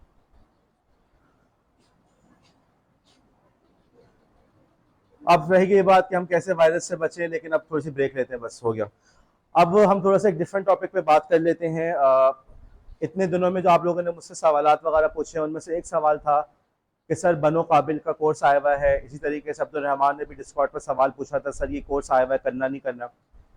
देखो मेरा मशवरा ये है कि जितने भी कोर्सेज तुम लोग को मिल रहे हैं ना, उसको करने की कोशिश करो, चाहे वो बनो काबिल के हों, चाहे वो सिलानी के हों, चाहे वो गवर्नर हाउस पे हो रहे हों, चाहे वो कहीं और हो रहे हों। देखो जब बच्चा छोटा होता है, आपने देखा होगा वो हर चीज़ में हाथ मारता है और हर चीज़ को मुंह में रखने की कोशिश करता है। क्यों कर रहा होता है? खुशी हो रही होती है, उसको तजस्सुस होता है, वो हर चीज़ को समझना चाहता है, ये है क्या चीज़, ये क्या चीज़ है, ठीक है। अगर दो छोटे बच्चे एक साथ कर दो, वो एक दूसरे के आंखों पे हाथ मार रहे होते हैं, यूँ कर रहे होते हैं, वो समझना चाह रहे होते हैं ये है क्या। चश्मा पहना हुआ, चश्मे पे हाथ मारेंगे, हर जगह पे हाथ मारते हैं, तो उसको तजस्सुस होता है कि क्या चीज़ है। वक्त के साथ साथ वो बड़ा हो जाता है, उसको समझ में आता है कि मैं चूल्हा इस पे हाथ नहीं लगाना, इस चीज़ पे हाथ नहीं लगाना, इससे अम्मी अब्बू नाराज़ होते हैं। और बाकी आगे चल के उसको ये भी समझ में आ जाता है कि क्यों नहीं अम्मी नाराज़ होती थी या क्यों अब्बू नाराज़ होते थे। आप लोग भी जो है ना कुछ ऐसे ही फेज में मौजूद है। इस वक्त कंप्यूटर्स वगैरह के हवाले से आप लोग को बहुत सारी बातों का इल्म नहीं है। इतना आप सब तस्लीम करते हैं कि यार आज के दौर में कंप्यूटर के बगैर गुजारा नहीं है, लाइबा। आप लोग सब इस बात को तस्लीम करते हैं कि कंप्यूटर के बगैर आज के दौर में गुजारा नहीं है। अब जो आने वाले दौर के अंदर हर टीचर के लिए ये जो कोर्स, नई कंप्यूटर की चीज़ों का मालूम होना ज़रूरी है। आपको नज़र आ रहा है कि यार आजकल हम लोग कौन सी क्लासेस की बात कर रहे होते हैं, ऑनलाइन क्लासेस की, ऐसा है या नहीं? आप में से बाज़ लोग ट्यूशन पढ़ा रहे हैं, इवन मेरे स्टूडेंट अभी बीएड के, वो कह रहे हैं हम ऑनलाइन क्लास कंडक्ट करनी कैसे करें। अब तुम देखो इसका मतलब ये हुआ कि आज के टीचर के लिए ऑनलाइन टूल्स का आना बहुत ज़रूरी है। बीच में कोरोना आया था, क्या हुआ था, अचानक सब के सब घर से क्लासेस ले रहे थे। अब आज के दौर ये उस वक्त टीचर्स को कितनी अफरा तफरी मची हुई थी, ना पेरेंट्स को समझ में आ रहा है कंप्यूटर कैसे ऑपरेट होगा, ना टीचर्स को समझ में आ रहा है। लेकिन जो आने वाला दौर है वो वही है जिसके अंदर ये कंप्यूटर्स वगैरह बहुत ज़्यादा इस्तेमाल हो रहे हैं, उसका इस्तेमाल बढ़ेगा। फिर हमें साथ ही साथ एआई भी नज़र आ रही है, किस तेज़ी से तब्दीली आई है। कुछ अर्से पहले तक आपके पास वो थोड़े से फ़ोन होते थे बटन वाले, फिर स्मार्टफोन आया, फिर सोशल मीडिया आया। अभी टीचर्स ने फेसबुक पे अकाउंट बनाना सीखा ही था कि पता चला सारे बच्चे इंस्टाग्राम पे चले गए। अभी टीचर सोच रहे थे अच्छा जी मैं इंस्टाग्राम पे अकाउंट बनाऊंगा या बनाऊंगी, पता चला बच्चे टिकटॉक पे पहुंच गए। और अभी हम इसी में थे कि टिकटॉक पे अकाउंट बनाए ना बनाए, इतने में एआई आ गई। अब पता चला कि जी बच्चे पहले क्या होता था, तुम्हारी हैंड राइटिंग सही नहीं है, तुमने असाइनमेंट वक्त पे जमा नहीं कराया, अब बोलना पड़ता है बेटा तुमने एआई से पूरा असाइनमेंट क्यों सॉल्व किया है, और तुमने क्यों उस लाइन को भी कॉपी कर दिया, as an AI agent I have limited knowledge, तुम्हें इतनी अकल नहीं है इसको कॉपी नहीं करना था। तो आने वाला दौर बहुत ज़्यादा कॉम्प्लेक्स है, बहुत ज़्यादा उसके अंदर हमें इश्यूज का सामना करना पड़ेगा। ओके, अब इस चीज़ को मद्देनजर रखते हुए ज़रूरी है कि कंप्यूटर के कोर्सेज करो। ये जितने भी कोर्सेज हो रहे हैं सिलानी के और बनो काबिल के और गवर्नर हाउस के, इनकी क्वालिटी ऑफ एजुकेशन इतनी अच्छी नहीं है। क्यों अच्छी नहीं है? इसलिए अच्छी नहीं है क्योंकि वो लोग चाहते ये है कि ये जाहिर करना हमने कराची के लाखों नौजवानों को तरबियत दी है। अब लाखों नौजवानों को आप एक साथ सॉफ्टवेयर डेवलपर नहीं बना सकते, ये हो ही नहीं सकता, ठीक है। लेकिन वो सबको क्यों आने दे रहे हैं? क्योंकि उनको अपना एक गिमिक है, एक ढंडोरा पीटना है कि हमने इतना सारा काम किया। लेकिन आप अपना फ़ायदा सोचें, इन तमाम कोर्सेज की खूबी क्या है? इनकी फीस कम है।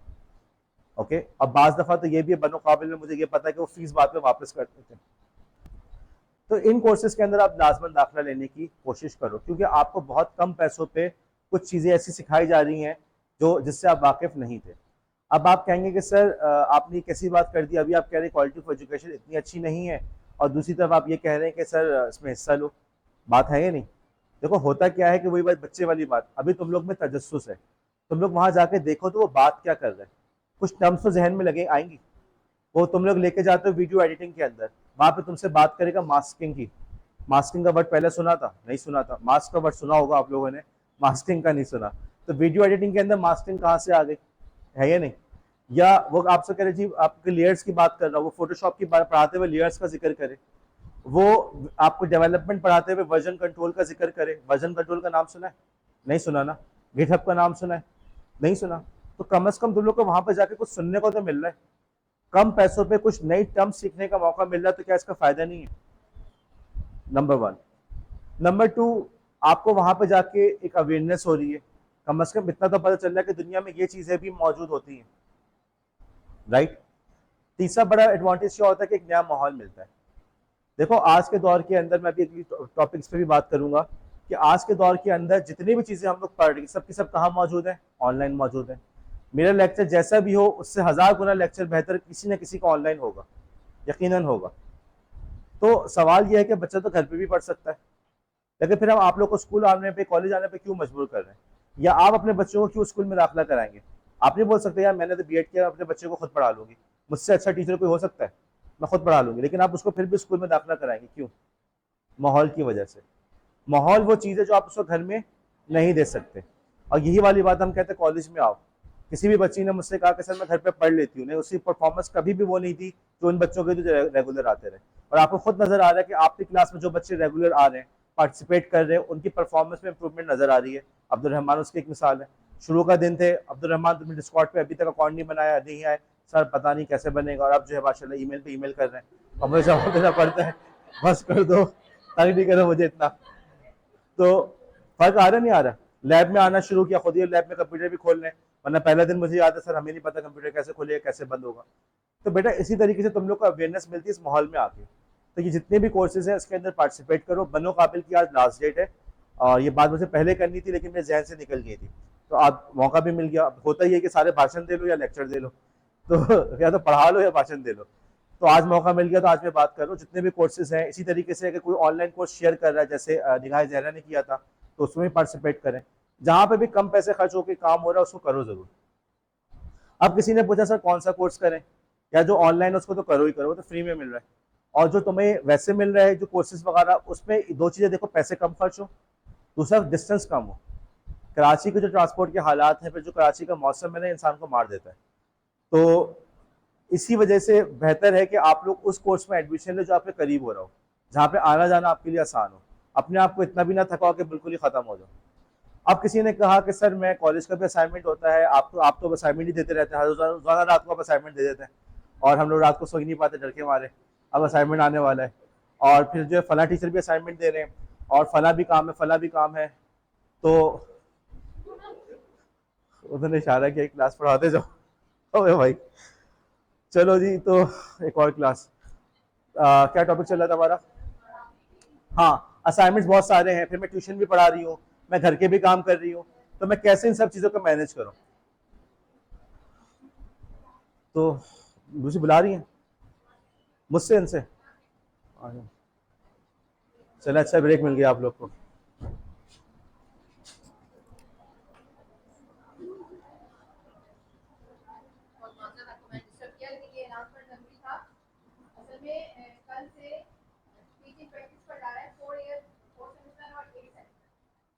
ठीक है, तो आपकी जो ड्यूटी है वो 2 दिन की सेकंड सेमेस्टर, लेकिन इसके साथ साथ मुझे ये कहना था कि सेकंड सेमेस्टर की चंद बच्चियां ऐसी होती हैं कि केवल नंबर चालू, बाकी इतना बड़ा सेमेस्टर है कहाँ होता है?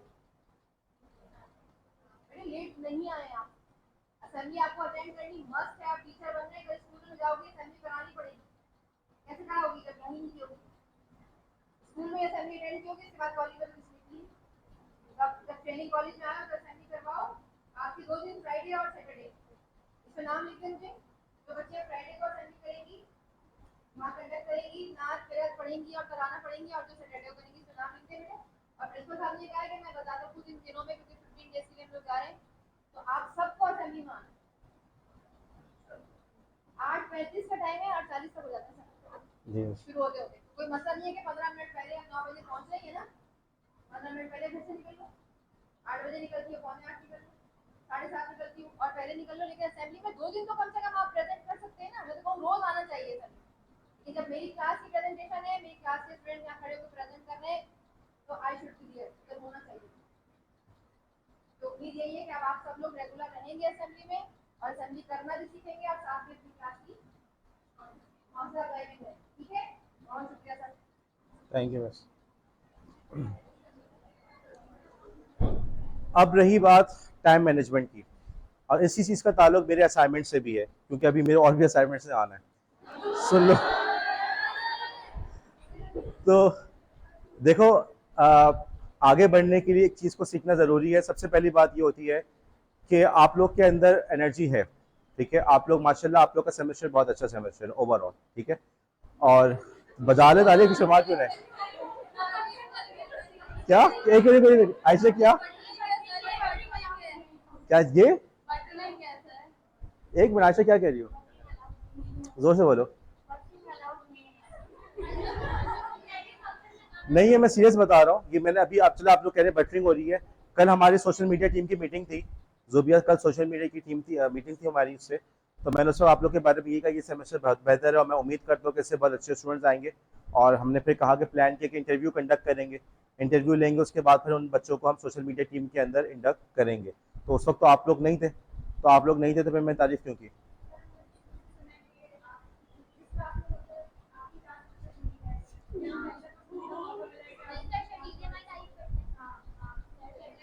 तो अब सर शजील, चले, मैं तो, मेरी बात पे भरोसा नहीं है आपको, सर शजील की बात पे तो भरोसा होगा। अच्छा, अब देखो बात यह है कि बेटा तुम लोग के अंदर एक, असल में देखो बात क्या होती है, इस बात को समझना। आप लोग को हमेशा ये लगेगा यार ये काम हमसे हो नहीं सकता, आपको अक्सर ये लगेगा। इसकी वजह ये नहीं होती कि आप लोग के अंदर सलाहियत की कमी है, बात सिर्फ होती है कभी आप लोग को उस प्रोसेस से गुजारा नहीं होता। देखो इसी की मिसाल ले लो रिकैप की। शुरू में तुम लोग कितना घबराए हुए आते थे, वक्त के साथ साथ बेहतरी आई नहीं आई? अब मुझे बताओ, अगर मैं उस वक्त कह रहा था ये वाली बात कि यार तुम लोग जब इस प्रोसेस से गुजरोगे तो खुद ब खुद तुम लोग में इंप्रूवमेंट आएगी, मेरी ये बात सही साबित हुई नहीं हुई? तो देखो यहाँ पे ट्रस्ट करो, मैंने कोई तुम लोग से कोई ऐसा काम करवाया हो जो गलत साबित हुआ हो, ठीक है। अल्लाह ताला से उम्मीद है कि अल्लाह ताला इंशाल्लाह मुझे हमेशा, मुझे भी हिदायत दे और आप लोग की हिदायत दे, और मैं कभी भी आप लोग के ट्रस्ट को ठेस ना पहुंचाऊं। लेकिन ओवरऑल जो है मैं हमेशा आप लोग को सही लेके चला। आप लोग के अंदर एनर्जी है, आप लोग का सेमेस्टर अच्छा है, आप लोग बहुत सारी तमाम चीज़ों को मैनेज कर सकते हो। अब बात ये होती है कि जो टाइम मैनेजमेंट का इशू आता है, कि असल में होता है क्या कि हम लोग खुद लेजी हो चुके हैं। अब आप खुद देखो, जब आप कंप्यूटर पे काम, कोई भी काम करने बैठते हो, आप लोग की आदत क्या बनी हुई है? इम्तिहान से एक दिन पहले बैठ के काम करना, डेडलाइन से। बहुत समझदार बच्चा 2 दिन पहले बैठ जाता है। किसी के अंदर इतनी सलाहियत है कि वो आराम से पहले से काम को ब्रेक डाउन करे, आज इसका मैं 25% करूंगा, कल 50%, फिर बीच में कोई इशू आ जाएगा तो बाद में, लेकिन डेडलाइन से 1 हफ्ते पहले मैं काम कंप्लीट कर लूँ। कोई है किसी के अंदर ये आदत है?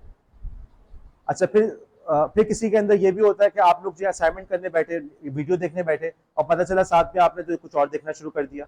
ऐसा होता नहीं होता? काम करते वक्त आपकी तवज्जो किसी और चीज़ की तरफ होती है, टीवी के सामने बैठे हुए हैं, घर में बातें हो रही हैं, कॉल भी आ रही है, पढ़ाई भी चल रही है, कान पे फोन लगाया हुआ है, और साथ में जो है नोट्स को देख रहे हैं। ऐसा होता नहीं होता? देखो ये वो तुम लोग की गलत चीज़ है जिसकी वजह से तुम्हें टाइम ज़्यादा लग रहा है। अगर तुम लोग टाइम को सही से मैनेज करो, आने वाली डेडलाइन, मैंने डेडलाइन कल की क्या दी है? 25 दिन में दिए, ऐसा है या नहीं? जबकि वो कोर्स खुद 6 घंटे का है। वो खुद सिस्को वाले कह रहे हैं कि भाई 6 घंटे का कोर्स है। अब 6 घंटे के कोर्स के लिए वो मैं तुम्हें 25 दिन दे रहा हूँ, 6 घंटे या 12 घंटे नहीं, पूरे 25 दिन दे रहा हूँ। तो मुझे बताओ तुम्हारे पास टाइम हुआ नहीं हुआ? अब होता क्या है कि तुम लोग इम्तिहान से, वही डेडलाइन से एक दिन पहले करने की कोशिश करते हो, और उस चक्कर में क्या होता है, हो नहीं पाता। इसी तरीके से तुम लोग बैठो भाई, जब काम करने बैठो व्हाट्सएप बंद कर दो, मोबाइल को साइलेंट करो। अब मैं पढ़ने बैठा, मैंने सिर्फ पढ़ना है, मैं 15 मिनट के लिए पढ़ूंगा और कोई और काम नहीं करूंगा। ना किसी बच्चे की रोने की आवाज़, ना किसी अम्मी का काम, कुछ 15 मिनट चाहिए, कोई डिस्टर्ब ना करे। आप शुरू तो करो, आप देख रहे हैं 15 मिनट के अंदर आपका कितना सारा काम मैनेज हो जाएगा। जो आने वाला वक्त है ना, तुम लोग इस बात को समझो, जो आने वाला वक्त है उसके अंदर देखो, जितनी भी नॉलेज थी ना, जैसे पहले ज़माने में था कि भाई इन्होंने PhD की हुई है, उन्होंने ये किया हुआ है, यार हर चीज़ अब AI करके दे दी है। ऐसा है या नहीं? हर चीज़ यूट्यूब पे पहले से मौजूद है।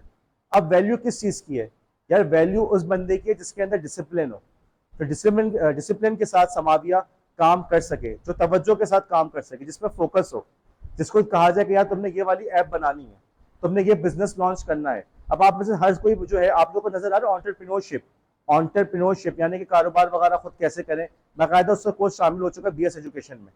बीएस एजुकेशन, उसको ऑन्टरप्रेन्योरशिप से कोई ताल्लुक है? कारोबार से। पहले क्या होता था, कारोबार वगैरह किसको पढ़ाते थे? कॉमर्स वालों को, बीबीए वालों को। अब किसको पढ़ा रहे हैं?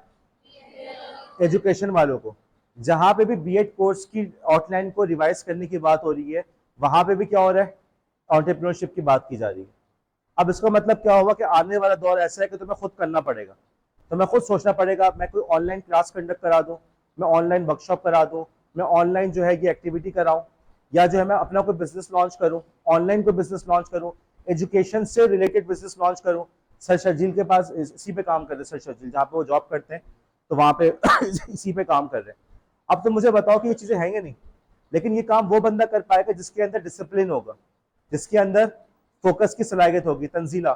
वो बंदा जो हर थोड़ी देर में व्हाट्सएप चेक करता हो, हर थोड़ी देर में इंस्टाग्राम चेक करता हो, या टिकटॉक चेक करता हो, या हर थोड़ी देर में उसका बस वो कहते ना हाथ में खुजली है, उससे कहा जाए मोबाइल आगे सामने रखो तो वो रख ही ना सके, हर थोड़ी देर में मोबाइल को हाथ लगाता रहे, हर थोड़ी देर में बस ये होता है लोगों के हाथ में खुजली होती है। ऐसा बंदा कोई कर पाएगा? यही वजह है कि आज के इस दौर के अंदर हम कहते हैं बेटा हर चीज ऑनलाइन मौजूद है। मेरे पास कितने लड़के आते हैं, आप लोग से कई ज्यादा मेरे पास स्टूडेंट आते हैं पूछने के लिए, सर ये इस कॉलेज से नहीं बाहर के भी, सर ये गाइड कर दें, सर वो गाइड कर दें। अभी एक साहब है जो अब लोग वीडियो आप लोग देखेंगे उसमें मैंने जिक्र भी किया है, पिछले 2 साल से वो मुझसे यही कह रहे हैं कि यूनिवर्सिटी में एडमिशन लेना है। तो 2 साल से उनको कोई यूनिवर्सिटी नहीं मिली एडमिशन के लिए। बात है कि डिसिप्लिन नहीं है, पैसा है ले सकते हैं लेकिन नहीं कर सकते, करने की सलाहियत ही नहीं है। तो बेटा ये वो चीजें होती है जो तुम्हारे अंदर पैदा होगी जब तुम अपने आप को फोर्स करोगे। हीरे में और कोयले में क्या फर्क होता है? आपको ये बात पता है? हीरा और कोयला एक ही चीज है। हीरा और कोयला जो है वो दोनों कार्बन है, लेकिन कोयला जो है, जो उसी कोयले के ऊपर कई हजार साल तक उस पर बहुत ज्यादा प्रेशर पड़ता है, ठीक है, बहुत ज्यादा गर्मी मिलती है, उस दबाव उस गर्मी के नतीजे में वो हीरा बन जाता है। अब तुम देखो कोयला क्या चीज है? काला, हाथ भी काला करता है, दीवार भी काली करता है, और कहाँ इस्तेमाल होता है? जलाने में। जलने के बाद क्या बन जाता है? राख। और हीरा चमकती हुई चीज है या नहीं? कितनी उसकी वैल्यू है? ठीक है, आप में से अम्मी से जाकर पूछना अम्मी हीरे की कोई चीज है आपके पास? बोलेंगे आर्टिफिशियल है, ओरिजिनल नहीं होगा, बहुत एक्सपेंसिव है। ठीक, और वो कहाँ कहाँ पे इस्तेमाल होता है, उसका क्या मकसद होता है? तो बेटा यही चीज होती है, जब अपने ऊपर आप प्रेशर डालते हैं, काम करने की कोशिश करते हैं, तो आपके अंदर खुद ब खुद सलाहियतें डेवलप होने लगती हैं। बात बात समझ में आई? अब इसलिए जितने भी कोर्सेज हैं आप उसको जाके पार्टिसिपेट करो। ये वही वाली बात है कि जैसे तुम में कॉन्फिडेंस यहाँ पे खड़े होने, कॉन्फिडेंस तब तक पैदा नहीं होगा जब तक तुम खड़े नहीं होगे। तो कि टाइम मैनेजमेंट, फोकस, डिसिप्लिन, ठीक है, सेल्फ अवेयरनेस, काम को कैसे स्मार्टली करना, ये तमाम चीजें कब पैदा होंगी? जब तुम उस प्रोसेस से गुजरोगे। वरना तुम लोग वही करते रहोगे, यार असाइनमेंट जमा करा दिए, पास हो गए, हमें बच्चों को पढ़ा पढ़ा कर ये नजर आ रहा है हमें ये चीजें। अच्छा, हमेशा एक चीज याद रखना, जो क्लास का अच्छे बच्चे होते हैं ना, उनकी अटेंडेंस भी अच्छी रखी है मैंने, असाइनमेंट भी वक्त पे कर रहे होते, सारे काम कर रहे होते हैं, वो जाके सारे कोर्सेज भी कर रहे होते हैं, वो यहाँ से गवर्नर हाउस जा रहे होते हैं, गवर्नर हाउस कितना दूर है यहाँ से, जा रहे हैं, सारे काम कर रहे हैं। और जितने वीक स्टूडेंट होते हैं सारे उन्हीं के मसले होते हैं, अटेंडेंस भी उनकी शॉर्ट होती है, असाइनमेंट नहीं कर रहे होते, सर समझ नहीं आ रहा। अब मैंने कल कुछ बच्चों का नाम लिया था, या ये बच्चे मेरी क्लास में पास नहीं होने वाले, आज वो बच्चे तीनों के तीनों क्लास में नहीं है। इससे क्या समझ में आ रहा है? बात बिल्कुल वाज़ेह, इन्होंने पास नहीं होना। तो वही वाली बात कि एक बच्चे में वीकनेस है तो उसके साथ दूसरी वीकनेस भी होती है। ऐसा नहीं होता कि टीचर गलत कर रहा होता है, सारे मसले उन्हीं के साथ होते हैं। जब अपने अंदर एक अज़म, एक हौसला पैदा करोगे तो ये सारे काम कर सकोगे। अब आ जाते हैं अपने असाइनमेंट पे। यहाँ तक की बात पे कोई सवाल है, कोई इख्तलाफ है, कोई मैंने गलत बात की? देखो तुम लोग ना अपने टीचर से सबक हासिल करो। मैं सर शर्जील की एग्जाम्पल ले लो, सर शर्जील यहाँ पढ़ाते हैं, उनके पढ़ाने में कोई कमी है? सर शर्जील यहाँ पे इवेंट्स करवाते हैं यार, करा रहे हैं। अभी रिसर्च कॉन्फ्रेंस होने वाली है, वो करा रहे हैं, ठीक है, कोई कमी नजर आए उसके अंदर? इवेंट्स हुए 6 सितंबर वगैरह के, उसमें कौन स्टेज पे मौजूद था? सर शर्जील थे। यहाँ से सर शर्जील जाते हैं एक और जगह जॉब करने, वहाँ जॉब कर रहे हैं, एक अच्छी पोजीशन पर है, अच्छी पोजीशन है, वहाँ पे भी शायद उनको कोर्सेज भी कराने पड़ते हैं, कोर्सेज डिजाइन भी करने पड़ते हैं, प्रोग्राम भी बनाने होते हैं। फिर उसके बाद क्या होता है, वो रात को अपना जाके पॉडकास्ट वगैरह पे काम करते हैं। 3 काम हो गए। इसके साथ साथ वो एक और काम भी कर रहे हैं, पीएचडी भी कर रहे हैं। 4 काम हो गए। एक और काम भी कर रहे हैं, वो दूसरी जगह पर जाके भी कोर्सेज करा रहे होते हैं। अभी वो गए हुए थे, एक आर्मी वालों को इदारा था, वहाँ पे कोर्स कराने गए हुए थे, वहाँ भी जा रहे हैं। कितने हो गए? 5 काम हो गए। एक और काम भी कर रहे हैं। वो मुख्तलिफ जगहों पर जाके इसी तरीके से अपनी वर्कशॉप्स वगैरह करा के उस पर वहाँ पे प्रेजेंटेशन वगैरह भी दे रहे होते हैं, उनको बुलाया जाता है बाकायदा, वो जा रहे हैं वहाँ पे। कितने काम हो गए? एक और काम हो गए। एक और काम है। अब वो जो काम है वो 10 कामों के बराबर है। उनकी बीवी भी है और बेटी भी है। अब आपको अंदाजा हुआ कितने काम है। सुबह बेटी को छोड़ते, फिर यहाँ पे आते, सफदर साहब हैं, कितने काम कर रहे हैं, ठीक है, पीएचडी भी कर रहे हैं, वो यहाँ से जाके कहीं और पढ़ाने भी जाते हैं। तो बेटा अपने टीचर से ना हर चीज़ सीखने की कोशिश करो। टीचर से सिर्फ ये ना सीखो कि वो यहाँ पे आके खड़े होकर पढ़ा रहा है, वो यूँ पढ़ा रहा है, वो पढ़ा रहा है। आप ये भी सीखो सिर्फ बाकी चीज़ें क्या सीख सकते हो। जब वो लोग काम कर सकते हैं तो आप लोग भी कर सकते हैं।